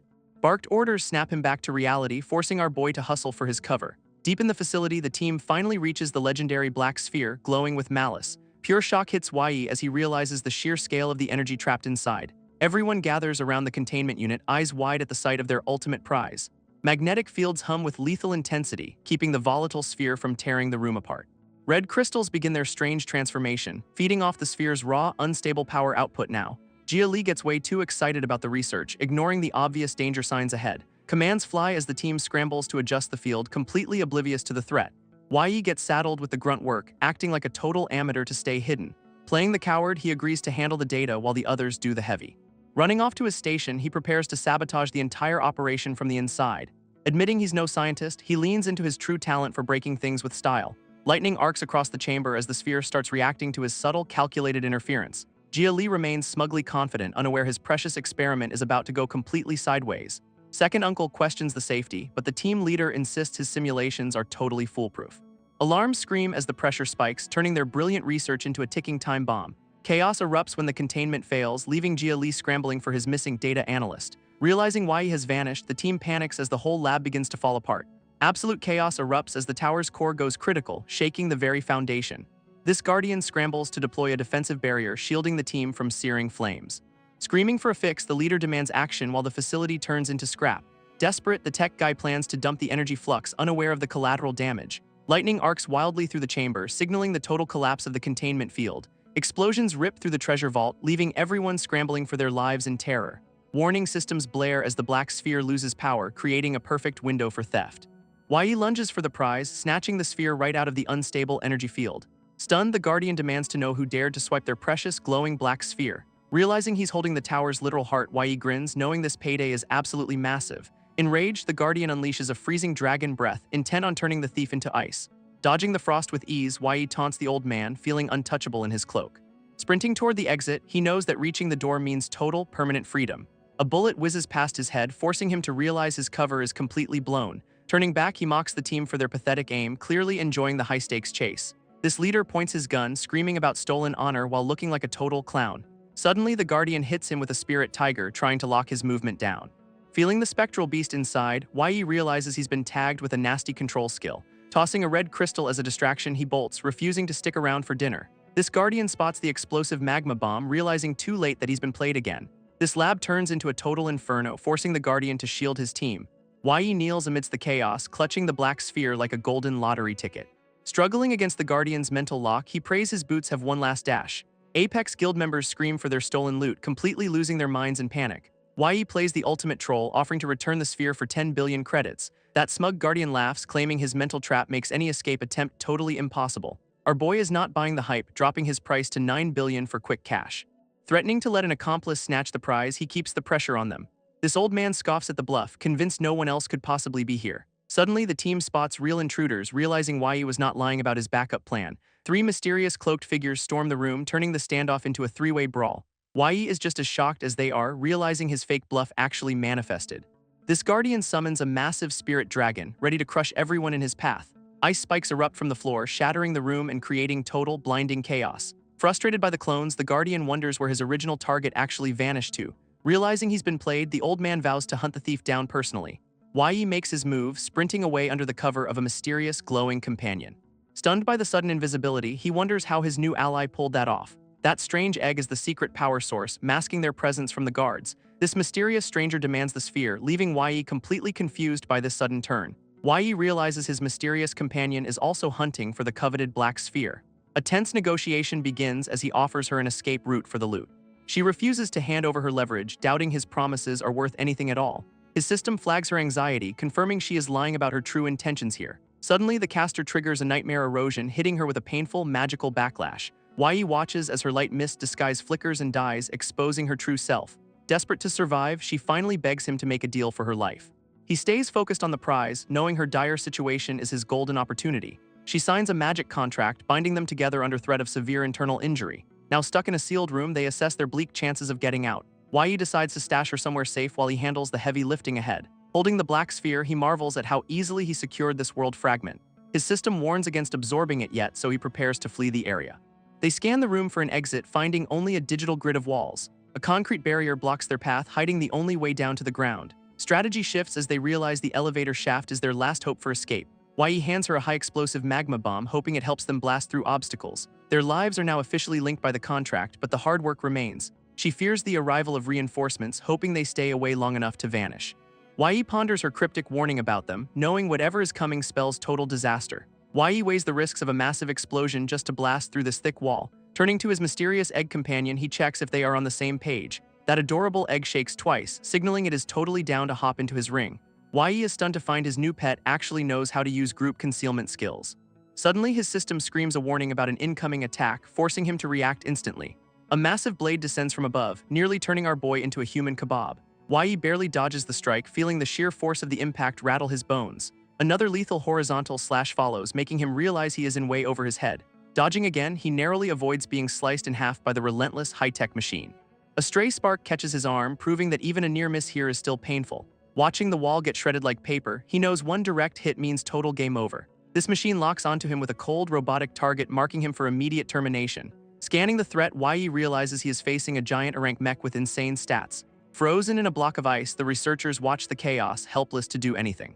Second Uncle casually explains that freezing them is just to keep his secrets under wraps. This team leader freaks out, wondering how an AI system survived the worldwide purge. Smugly, the old man reveals their guild leader had special access to the creation project. He boasts about his authority to command these powerful mechs within the Ring Star Tower.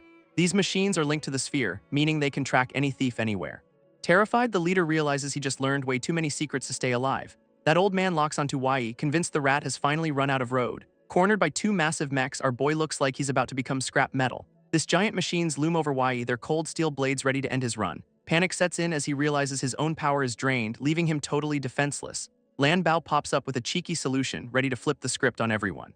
That little digital companion works its magic, hacking into the heavy machinery with ease. System access is granted, and suddenly Yi holds the keys to the entire security grid. Shocked by the sudden upgrade, he realizes he just became the boss of these bots. Yi strikes a pose, ordering the machines to stand down and submit to his will. Obedience is instant as the towering mechs pivot to serve their new, unlikely master now. Confusion hits the room when the lethal threats suddenly stop dead in their tracks. Lambo explains that their logic is just a copycat, making them easy to hijack. With a smirk, Yi decides to test his new toys by ordering a wall demolition. Massive blades swing down, shredding the reinforced barrier like it was made of wet paper. Debris flies everywhere as the path clears, proving that brute force is always a classic. Yi stands amidst the dust, feeling pretty smug about his sudden high-tech tactical advantage. That old man watches in horror, realizing his precious security detail just switched sides. Grinning at the intruders, Yi welcomes them to the party he just ruined for them. Desperate commands fail, leaving the villain screaming at his own non-responsive, traitorous metal puppets. Yi offers a sarcastic invite, ready to show them exactly how his new authority works. Yi's eyes glow with intensity as he commands the mech to purge all threats. That massive steel guardian lunges forward, slashing through the air with lethal, cold precision. Desperate to survive, the team deploys a glowing barrier to block the incoming mechanical assault. Second Uncle screams at his panicked underling, demanding they call for backup before everything breaks. Another heavy mech swings its blade, clearly unimpressed by their pathetic attempts at defensive magic. Panic grips the old man as he realizes his high-tech security is turning against him. Sparks fly when the shield clashes with the machine, struggling to hold back the onslaught. Yi stands tall inside the giant robot, looking like the ultimate pilot of this chaos. Looking down from the massive shaft, he prepares to make a daring, high-altitude escape attempt. Clutching his companion, he knows that surviving this drop requires a very specific, risky skill. Lanbao warns that his body is hitting its limit, but he ignores the pain. Ordering the mech to shield them, he prepares to dive into the dark, vertical abyss. Down they plummet through the tower's core, moving at speeds that would terrify any normal person. Gravity pulls at them while the machine descends, turning the shaft into a high-speed slide. Electrical energy crackles around his hands, signaling the activation of his secret high-voltage movement technique. An electromagnetic field flares to life, giving him total control over his descent and speed. Calculating the physics on the fly, he stays focused on landing without turning into paste. Suddenly, his vision glitches with static, as if reality itself is starting to tear apart. Everything freezes in midair, leaving him trapped in a weird, silent pocket of dead space. Yi panics as his connection to Lanbao vanishes, leaving him completely alone in limbo. Yi finds himself trapped in a digital nightmare as system warnings flood the air. Panic hits him hard when he realizes he is facing a sentient data entity. That glowing, horned beast demands to know why Yi holds control over the mech. Frustrated by the lack of readable data, the entity threatens to tear his defenses. Yi watches his protective barrier flicker, wondering if his luck is finally running dry. Desperation mounts as the system forces a dispersal, pushing the entity back for now. That digital monster screams in rage as the forced disconnection rips it away. Yi barely survives the encounter, left wondering if more threats are lurking nearby. Vowing revenge, the entity promises that their paths will definitely cross again soon. Relief washes over Yi as he finally snaps back into his own physical body. He finds himself still inside the mech, realizing he is back in the game. Lanbao chirps in, ecstatic to have reconnected with its master after the struggle. That little bot explains the intense data war it fought to protect their control. Yi wonders if the entity was the legendary creation, but Lanbao clarifies things. A tracking mark remains on the mech, making their current ride a massive liability. Realizing he is a walking beacon for enemies, Yi decides to ditch the machine. He prepares to bail, hoping to send the mech out in a final blaze. Outside the tower, the crowd gathers as the Apex Guild shuts everything down tight. Confusion spreads among the traders who have never seen the guild act this desperate. Lu Xin steps onto the scene, looking ready to hunt down whoever caused this. This Apex Guild leader is fuming, ordering a total lockdown of the Ring Star Tower. Red energy flares as the barrier shatters, signaling that someone is definitely crashing the party. Bystanders point in shock, realizing the intruder is not even human, just a massive, cold machine. That giant mech tears through the defenses, proving that brute force is the ultimate key. Guild members scramble in terror, wondering how a robot bypassed their high-security, top-tier lockdown protocols. Panic hits the leadership as they realize their own secret weapon has completely turned traitor. Desperate orders fly to stop the machine, but the mech is already moving with purpose. Cryo teams try freezing the beast, but their magic just bounces off like it's nothing at all. Heavy armor units get tossed aside like toys, proving their defense is basically just paper. A fiery commander steps up, screaming about guild glory while preparing to burn everything down. She lunges at the mech, but the machine is already leagues ahead of her efforts. Yi uses the chaos to vanish, leaving the guild to fight their own runaway toy. High above the city, the tower looms, unaware that its most valuable asset just left. A sudden impact marks his landing as he hits the rooftop with perfect, silent precision. Scanning the area, Yi confirms they are safe for now, with no hostiles in sight. Lanbao explains how they pulled off the heist, leaving the guild to suffer losses. Black Crow is fading fast, her vitals dropping as the nightmare corruption takes a toll. Yi stares with grim resolve, knowing he has to fix her condition before it's permanent. Spotting the safe house, he rushes toward their only hope for a quick life-saving medical fix. This nondescript building waits, a quiet sanctuary hidden away from the city's ongoing violent disaster. Yi kneels by Black Crow, his concern growing as her condition worsens by the second. That dark nightmare energy is literally draining her life, turning her survival into a race. Analyzing the situation, Yi realizes he lacks the specific countermeasure to break this lethal curse. Lanbao chirps up with a smug reminder that the solution is already in his ring. Pulling out the mysterious black sphere, Yi wonders if this is truly their golden ticket. Lanbao confirms the sphere holds the power of skill nullification, perfect for waking her. Energy crackles as the fragment reveals its true, glowing form, ready to be put to work. Yi stares in disbelief, questioning if this little trinket can really shut down such magic. Lanbao explains the science, everything is just atoms and this thing breaks them all down. Deconstruction is the name of the game, turning complex elemental skills into harmless, raw power. Recalling his past fights, Yi realizes he has been using this broken tech all along. With the safe house shielded by a jammer, he decides now is the time to absorb. Reaching out, Yi initiates the process, determined to master this fragment and save his ally. Swirling energy engulfs the building, signaling the start of a massive, high-stakes power level-up. Data streams flood his system as the fragment is finally recorded into his core repository. Leveling up to C rank feels almost too easy, but he is not complaining about progress. Checking his new stats, Yi sees his power spiking across the board after the absorption. Reading the skill description, he realizes he can now break down physical matter at will. This new interface maps out his path to mastery, turning old-world junk into factors. Lambo warns that proficiency is the only way to unlock the next world fragment. Yi gets a massive data dump from Lambo about these mysterious world fragments. Apparently, leveling up his deconstruction skill is the golden ticket to finding more power. Suddenly, the mood shifts as Black Crow's nightmare energy goes into overdrive, threatening her. That purple fire is spreading way too fast, leaving him zero room for error. Yi decides to stop playing nice and hits the button on his deconstruction skill. Locking onto the nightmare beast, he prepares to tear its digital soul to pieces. Warning sirens blare as he steps into the nightmare space, risking his own sanity. Chains bind Black Crow while that tiger-shaped nightmare entity looms over her like death. Yi stares down the beast, unimpressed by its ugly dream-based aesthetic, total trash design. Purple flames erupt as the nightmare tiger lunges, desperate to keep its hold tight. Our boy stands his ground, barely flinching at the monster's pathetic, glowing claw swipe. Targeting the core, Yi prepares to show this entity exactly why he is dangerous. Blasting the nightmare with raw deconstruction energy, he cuts through the void like butter. That tiger beast screams as its form starts unraveling into nothingness, losing its grip fast. Yi commands the nightmare to vanish, putting an end to this digital horror show. Reality begins to fold as the dream domain collapses under his sheer, overwhelming pressure. Shards of memory drift away, revealing the broken pieces of Black Crow's trapped consciousness. Watching the fragments fade, Yi realizes the nightmare was literally eating her mind alive. Chains shatter into dust as the curse finally breaks, freeing her from the nightmare. Black Crow falls limp, finally safe from the darkness that almost claimed her soul. Yi pulls Black Crow from the brink, his hand steady as the nightmare energy dissipates. Scanning her mind, he uncovers a tragic past hidden behind all that abrasive, hostile exterior. Watching the memory fragment dissolve, he finally gets why she's so obsessed with the guild. Even the most insufferable people have a sob story, though it does not make them fun. Black Crow stirs, letting out a sharp gasp as her consciousness drags itself back home. Waking up in a daze, she complains about her neck, classic zero gratitude for the rescue. Yi tells her to quit whining and stand up, his arm already tired of holding. Immediately defensive, she accuses him of trying something funny while she was out cold paranoia. Realizing her nightmare status is gone, she demands to know if he actually dispelled it. Yi sarcastically asks if anyone else is around, then demands his payment for the job. Holding back the goods, he presses her for answers about her secret, desperate family mission. Mentioning her comatose mother, he hits a nerve, proving he's done his homework on her. Stunned, Black Crow demands to know where he got that intel, the look of pure shock. Yi explains he just likes knowing who he's dealing with, avoiding any future messy trouble. Presenting the Black Sphere and the Holy Water, he offers the loot she desperately needs. Giving her both items, he sets one condition: total silence about his identity to everyone. Suspicious as ever, she questions why he'd trade the sphere back. What's his real hidden game? Admitting he needs magic crystals, he claims his face is too hot for the market. Dropping the act, he speaks honestly about the brutal grind of protecting family and survival. Acknowledging their shared path of necessary deception, he asks if she made that same choice. Black Crow shuts him down, refusing to let him act like he knows her struggle. Yi counters with a cold truth: shared secrets are the only way to build real trust. She tosses him some disguise gear, clearly wanting him gone before the guild finds them. A sudden shift in topic reveals Yi is hunting for a massive haul of magic crystals. 10 million worth of crystals is the target, leaving her stunned by his sheer, greedy audacity. He doubles down, admitting he needs every single crystal he can get his hands on today. Outside, the crowd loses their minds as a massive robot wrecks the Apex Guild's front door.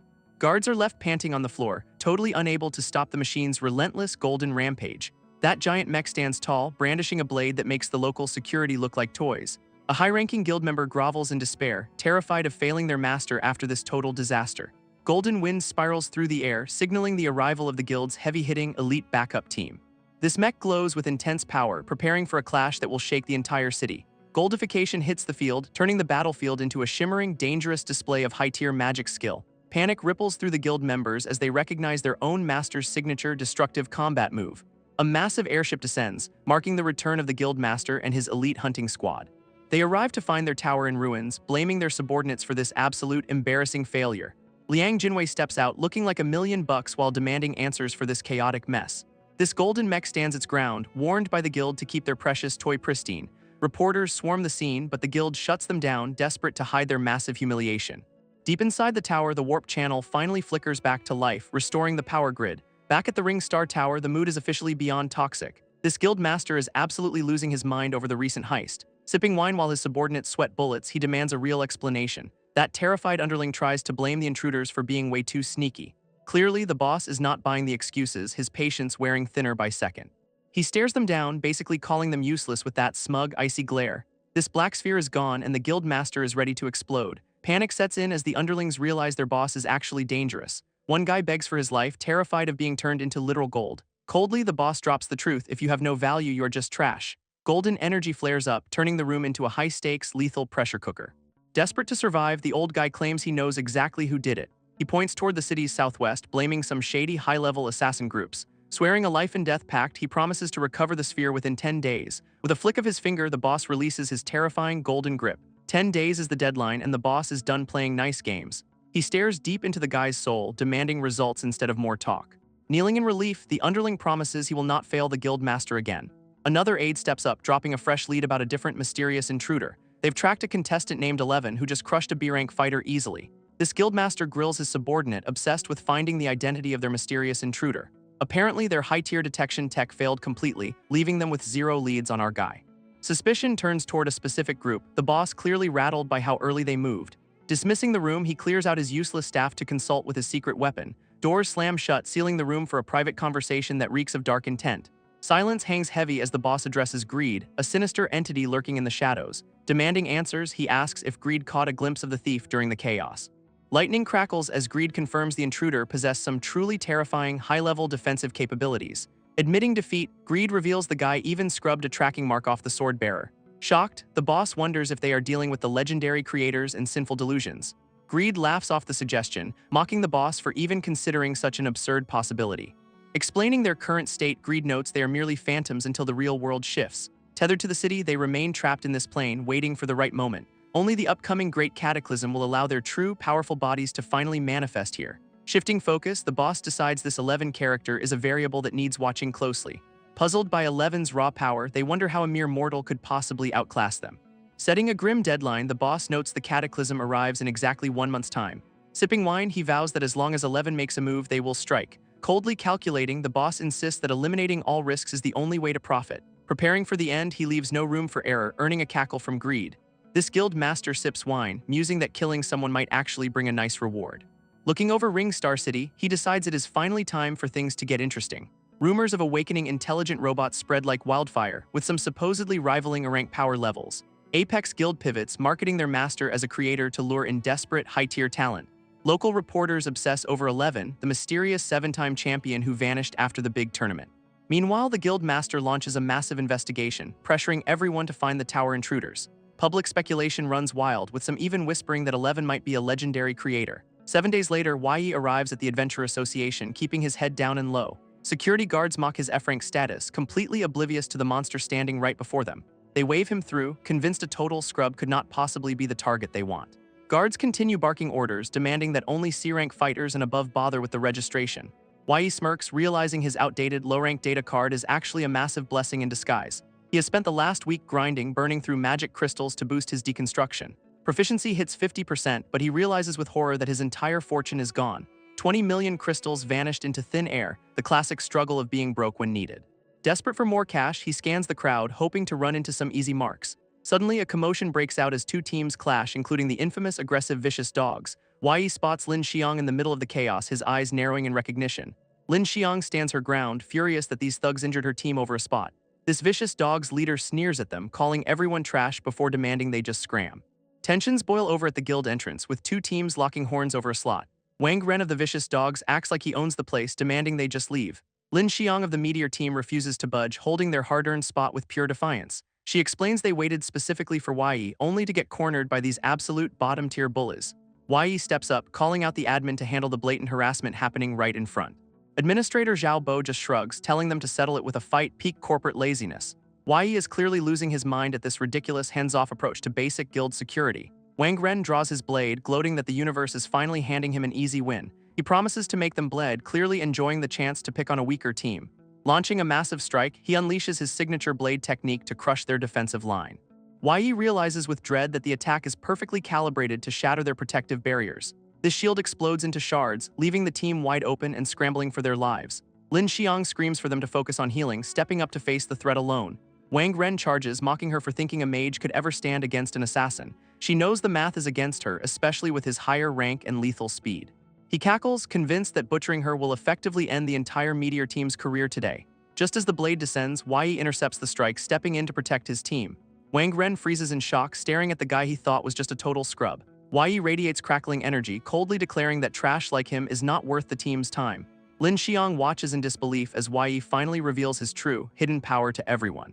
Lin Xiang screams a warning, clearly terrified by the sudden, chaotic violence erupting nearby. Wang Ren snaps back, his ego bruised and ready to flat anyone in his way. Yi does not hesitate, closing the gap with a lethal strike that catches everyone off guard. Blue electricity crackles as Yi triggers his electromagnetic field, turning the air into a weapon. Steel clashes against raw power, the vicious dog's leader realizing he picked the wrong target. Lightning surges through Yi's veins as he accelerates, moving faster than the human eye tracks. Pure shock washes over the bully's face, his confidence evaporating in a single brutal heartbeat. Yi lands a clean, devastating blow, sending Wang Ren flying backward like a discarded ragdoll. Swords clatter to the floor as the arrogant leader is launched into the concrete wall. Dust settles over the wreckage, leaving the remaining thugs staring at their fallen, pathetic boss. That vicious dog's leader is completely out, twitching on the floor like a broken toy. Bystanders lose their minds, stunned that a supposed scrub just dismantled a high-tier fighter instantly. Yi stands tall, radiating calm, asking if anyone else wants to test their luck today. Panic sets in for the remaining goons, their only thought now is dragging their leader. Scrambling to escape, the thugs retreat, leaving the area behind for our boy to claim. Lin Xiang breathes a sigh of relief, clearly impressed by Yi's sudden massive power spike. She smiles, genuinely thrilled to see her teammate finally showing his true, hidden potential. Yi plays it cool, scratching his head and blaming his win on pure dumb luck. His teammates are not buying the modesty, pointing out he just crushed a C-rank powerhouse. New allies swarm him with questions, eager to learn the secrets behind his rapid growth. Yi feels surprisingly chill, finally catching a break from all the non-stop, high-stakes deception. Lin Xiang snaps him back to reality, reminding the team that time is literally money. An official signals the start of the Demon's Den raid, pointing toward the glowing portal. Our boy eyes the dungeon, knowing it's a goldmine for rare loot and quick, easy cash. Lin Xiang invites Yi along, promising that a successful run will solve his financial woes. He jumps at the chance, ready to turn this dungeon into his personal piggy bank. This team steps through the warp channel, leaving the safety of the city far behind. Emerging in the wild, they realize they've officially crossed the border of Ring Star City. Scanners confirm the area is stable, locking in the dungeon's status as a C-rank zone. Guild staff verify the raid requirements, ensuring everything is set for a standard joint operation. Teammates look around in awe, soaking in the eerie atmosphere of their first demon den. Another group, the Horned Horse team, shows up, already whining about their potential profit margins. Yi notices they are not alone, spotting a third team lurking in the shadows of that mysterious trio. The nameless team stands out, looking like they walked out of A. Their leader sports a creepy, jagged mask, radiating an unsettling energy that screams total trouble. Yi asks his bot to scan them, but the weirdos are blocking all incoming data. This mission coordinator steps up, ready to lay down the law for this joint raid. Objectives are simple: gather rare minerals and delete the boss before it mutates the entire area. Guild bosses promise to buy back any loot, dangling a massive payday in front of. Horned Horse ego trips, bragging that only losers do manual labor while they hunt the boss. This guild coordinator calls for the first team to enter the portal, no pressure. Arrogant rivals step up, desperate to claim the boss kill in all the glory. A creepy masked team looms nearby, radiating pure unsettling energy that screams total trouble. Yi watches as Lanbao finishes scanning the area, ready to dive into chaos. Panic hits when Lanbao identifies the masked weirdos as dangerous, soul-consuming heretics. These monsters do not use elements, they just feast on the living to get stronger. Lanbao confirms the things following the masked team are actually reanimated human corpses. Yi realizes the situation is spiraling fast, with everyone already deep inside the den. Stepping through the crackling portal, he prepares for whatever nightmare waits on the inside. Our boy enters the dark zone, his senses sharp and ready for a fight. He asks the obvious question: what happens if things go south in this death trap? This guild rep shrugs, basically saying they are on their own unless things explode. Yi knows waiting for help is a death sentence, so he keeps his guard. Those creepy heretics march forward, their undead entourage trailing behind like a bad omen. Realizing he cannot trust anyone else, Yi decides to rely solely on his power. Lin Xiang leads the team deeper, warning everyone to stay sharp in the dark. Damp, cold, and perfect for reptiles, the environment is already setting a lethal trap. A teammate finds a scale, the lingering scent signaling something nasty is lurking nearby. Yi shouts a warning just as his teammate nearly touches some volatile snake venom. They confirm the den is infested with venomous snakes, making this raid a nightmare. Yi checks the path, noting the Horned Horse team already took the left tunnel. Lin Xiang decides on the right, aiming for a wider passage to keep moving. Lurking behind them, the masked team follows, their intentions looking absolutely, dangerously suspicious. Yi keeps his eyes peeled, sensing the weird energy radiating from those creepy strangers. Their leader signals a turn, mask locked in a permanent, unsettling grin of malice. Deep in the cavern, the two groups navigate the winding, claustrophobic stone corridors. Lin Xiang warns Yi that these creeps might be hunting teams instead of monsters. Realizing the danger, Wai admits their presence has been giving him bad vibes lately. He volunteers to guard the rear, knowing their backs are wide open to attack. Trusting his judgment, Lin Xiang tells him to stay sharp and watch for trouble. This team stays tight, moving through the gloom as the atmosphere turns increasingly heavy. That masked leader sneers, clearly enjoying the tension building in the dark, damp air. Thick fog begins rolling in, obscuring the path and making visibility drop to zero. Something sharp slithers through the mist, the sound of movement echoing against the walls. Wai calls them out, asking if they're finally done pretending to be normal adventurers. To his eyes, they look like ravenous monsters, shedding their human facade for good. His bot warns him they are on high alert, ready to strike at once. Suddenly, Lin Xiang halts the group, spotting a new, strange area opening up ahead. Shock hits her face as she realizes what lies waiting in the cavern depths. This entire chamber glows with rare purple cloud crystals, a massive, glittering, dangerous jackpot. Wai and his crew stare at the massive purple crystals, eyes wide with pure greed. Everyone realizes they just hit the jackpot, practically drooling over the potential payday ahead. Stumbling onto a vein, this early feels like a miracle, but Wai senses something off. Scanning the area, he notices some pillars look weirdly different from the standard crystal formations. Strange energy pulses from within the stone, hinting at a hidden, ancient kind of rune. Suddenly, his bot screams a warning. Something is closing in fast through the thick fog. A masked assailant lunges from the shadows, blades flashing as he targets the team. Wai barely parries the strike, realizing these creeps finally stopped hiding their true murderous intent. Chaos erupts as another undead corpse charges the group, forcing them into a desperate defense. Sparks fly as the masked attacker takes a hit, his sinister mask barely holding together. Lin Xiang shouts for Wai to stop holding back, urging him to unleash his power. Knowing these heretics have a dirty trick up their sleeve, Wai prepares for a counter. He refuses to let this fight drag on, sensing the danger to his entire team. Channeling his energy, he activates his signature technique, the air crackling with lethal silver light. Wai strikes with blinding speed, forcing the masked weirdo to scramble back in total shock. Disaster strikes when the masked leader suddenly appears behind Lin Xiang, grabbing her by force. This villain mocks Wai's strength, holding his teammate hostage to turn the tide of battle. Grinning behind his jagged mask, the heretic demands they drop their weapons or she dies. Lin Xiang struggles in his grip, screaming for Wai to ignore her and finish him. This team watches in horror as the enemy dissolves into black mist, vanishing into thin air. That masked creep finally drops the act, asking if Wai clocked them as heretics early. He's genuinely shook that Wai shredded his C-rank puppet, wondering if the kid is B-rank. Threatening Lin Xiang, the villain promises to turn her into his next little project. Wai snaps, warning the guy he'll be slaughtered if he tries that move again. Ignoring the heat, the heretic just wants everyone to stay and rot in his cave. Suddenly, the purple crystals start glowing with a weird, ominous energy, pulsing like a heartbeat. A massive teleportation array ignites, trapping everyone in a glowing, inescapable geometric nightmare. This masked leader loses his cool, screaming as his own phantom spell completely fails him. Wai yells for his team to back off, sensing the space itself is turning hostile. Realizing the crystal pillars were a total setup, he braces for the incoming spatial shift. Everything goes sideways, and just like that, the heretics vanish into thin air. Lin Xiang and the crew panic, realizing their captain is suddenly missing from the group. Wai holds up a hand, telling them to stay put because the danger is not over. Looking grim, he warns them that leaving now is basically signing their own death warrants. From the shadows, armored snakes emerge, hissing and ready to turn them into lunch. Lin Xiang realizes they're completely surrounded by a massive, slithering horde of hungry monsters. Her eyes widen in pure terror as she spots the real threat looming nearby. A C9 rank snake commander steps out, looking way too smug for a giant reptile. One eye locks onto them, casually mentioning they're all just snacks for his queen. This team tightens their formation, weapons drawn, ready to fight for their lives against snakes. This team freezes in horror, realizing they're staring down a boss that actually talks. Wai keeps his cool, his eyes narrowing as he assesses the massive, scaly threat. That snake commander looms over them, casually announcing they're all just snacks for his queen. Serpent soldiers surround the group, spears leveled and ready to drag them into darkness. Panic sets in for the squad, and they look to Wai for a miracle. He takes a deep breath, calculating the odds of surviving this absolute death trap.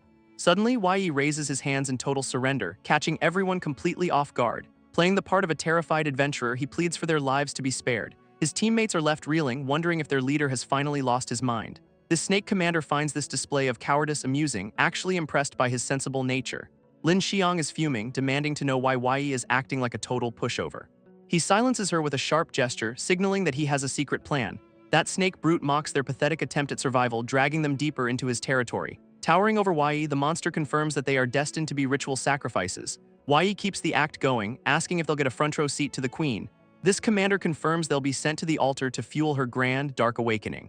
Bragging about his queen's ancient power, the snake calls them nothing but worthless, disposable garbage. Lanbao chimes in, warning Wai that an ancient species beast is at least B rank. Impatient, the commander worries about being late for the ritual started by the Bone Eater. With a final, menacing shove, he forces the team toward their grim, uncertain fate. Yi brushes off the snake commander, claiming they'll find their own way out. Yi is clearly confused by the audacity, wondering what the kid is actually planning. Suddenly, Yi lunges forward with a blinding strike, catching the boss completely off guard. That snake commander rages about human treachery, vowing to cripple him before dragging him away. A massive wave of energy erupts as Yi unleashes his full power against the beast. This snake commander is stunned when Yi reveals his true position, moving with lethal speed. With a clean, precise strike, Yi pierces through the commander's defenses like they're paper. He mocks the monster, proving that what you see is not always the full reality. Yi screams in pure hatred, calling him a despicable human as his life fades. Down goes the boss, and the system confirms Yi has officially cleared the commander. Leveling up to C2 rank, he immediately absorbs the beast's soul for that sweet reflex status. Realizing the clock is ticking, he knows they have to rescue Lin Xiang right now. His teammates are buzzing, shocked he actually pulled off that insane, calculated boss kill. Nearby snake soldiers lose their minds, realizing their leader is dead and they're trapped. Yi traps the remaining snakes in a barrier, forcing them to focus only on him. He orders his team to push forward, promising he'll catch up to them soon. With his bot guiding the way, Yi stays focused on the dark, winding path ahead. This cavern stretches out into a gloomy, fog-filled tunnel that looks like a total maze. Sprinting through the darkness, he leaves a glowing trail to mark his rapid progress. Using fluorescent powder, he creates a path for his team to follow him safely later. Yi hits another dead end, his bot flagging yet another annoying fork in the road. Navigating this labyrinth is a total headache, with tunnels stretching out into endless dark voids. Lambo scans the map, confirming the path is rigged with enough traps to ruin them. Frustration builds as Yi wonders how the serpent can actually manage to navigate this twisted stone mess. Deep in the gloom, a lone, desperate soul gets snagged by a glowing, purple energy trap. That poor guy screams in agony, regretting his life choices as the crystals drain his essence. Purple tendrils wrap around his face, turning his final moments into a truly horrific, glowing spectacle. Everything shatters as the victim is consumed, leaving nothing behind but a pile of broken debris. Nearby, the snake guards hold their captives, watching the ritual with cold, reptilian indifference. Total creeps. One snake sneers at the prisoners, promising that their turn for the altar is coming soon. Lin Xiang stares in shock, realizing the rival team leader is already gone just like that. Boss-level monsters are everywhere, and the sheer variety of these C-rank threats is honestly just unfair. Chains rattle in the shadows, revealing something massive and dangerous lurking behind the snake priest. A mysterious, sealed beast emerges, its eyes glowing with a power that defies any known rank. Little Lin Xiang points at a shooting star, begging her parents to make a quick wish. Her parents smile, guessing she wants a new dress, but they're way off the mark here. Radiant and hopeful, the kid declares she wants to live a life as bright as that star. Reality crashes back in as the AI creation triggers the apocalypse, turning her dream into survival. Young Lin Xiang awakens her power, blasting a monster to bits as the world burns down. Lin Xiang recalls the day her world shattered, losing her parents to the apocalypse. Desperate for a miracle, she awakened her power but could not save those she loved. Pushing herself to the absolute limit, she formed a team to survive this nightmare. Determination burns in her eyes as she vows to carve out her own path. Reality bites back hard, with her team facing total disbandment due to low rankings. Money is tight after their last disaster, leaving the crew scrambling for any mission.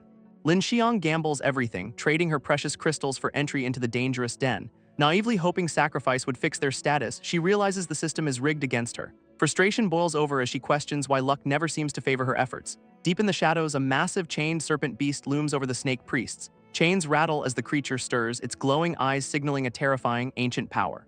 Heavy pressure fills the chamber, confirming this monster is far beyond any normal rank. A snake priest notes that gathering elemental affinities is the only way to proceed. They discuss harvesting high-tier human souls, wondering why their scout has not returned yet. Deciding to move on, the priest prepares to sacrifice the current captives for power. Suddenly, the masked intruder strikes, his eyes locked on the chaos unfolding nearby.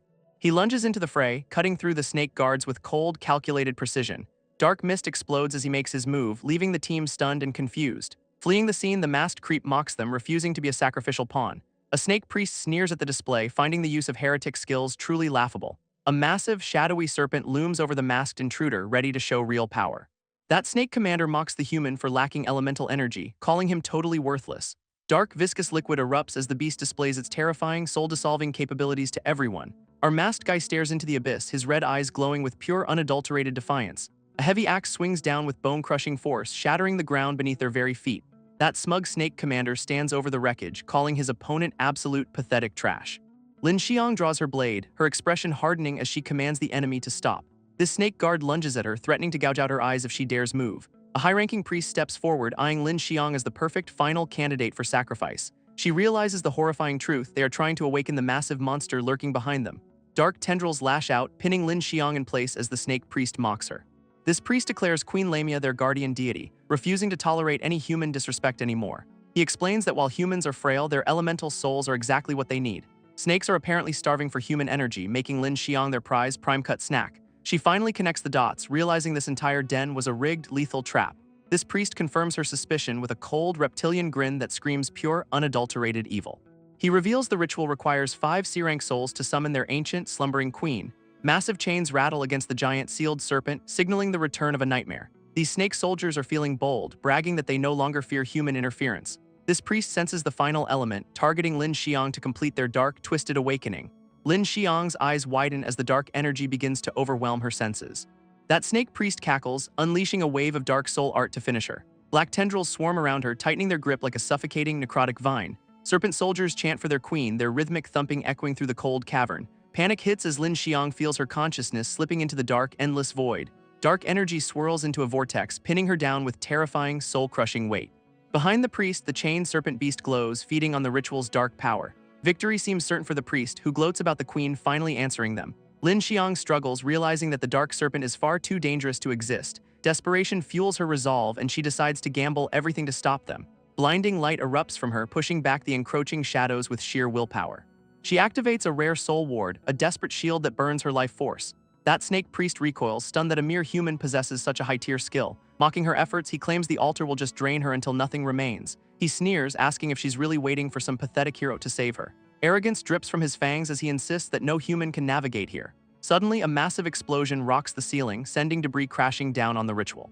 Yi drops from the shadows like a wrecking ball, ready to ruin their day. Shocked, the snake priest shrieks at the sight of a human crashing his party. Yi does not hesitate, activating his signature deconstruct skill to tear their dark plans apart. Yi locks onto the altar, his target clear as day for a total system wipe. That snake priest loses his mind, screaming for his guards to stop the human intruder. Chaos erupts as Yi blitzes the room, his movement leaving the snake priest completely rattled.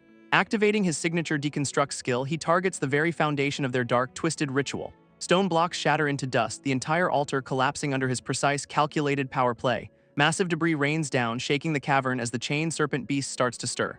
Panic sets in for the priest, who wails for his queen while his plan crumbles. Snake guards scramble to intercept, but they're way too slow to catch our guy now. Yi swoops in like a pro, snatching Lin Xiang from the jaws of certain dark defeat. Lin Xiang finally breathes, realizing her captain actually showed up to save her sorry hide. With a cold, focused glare, Yi promises to finish the job and wreck these snakes.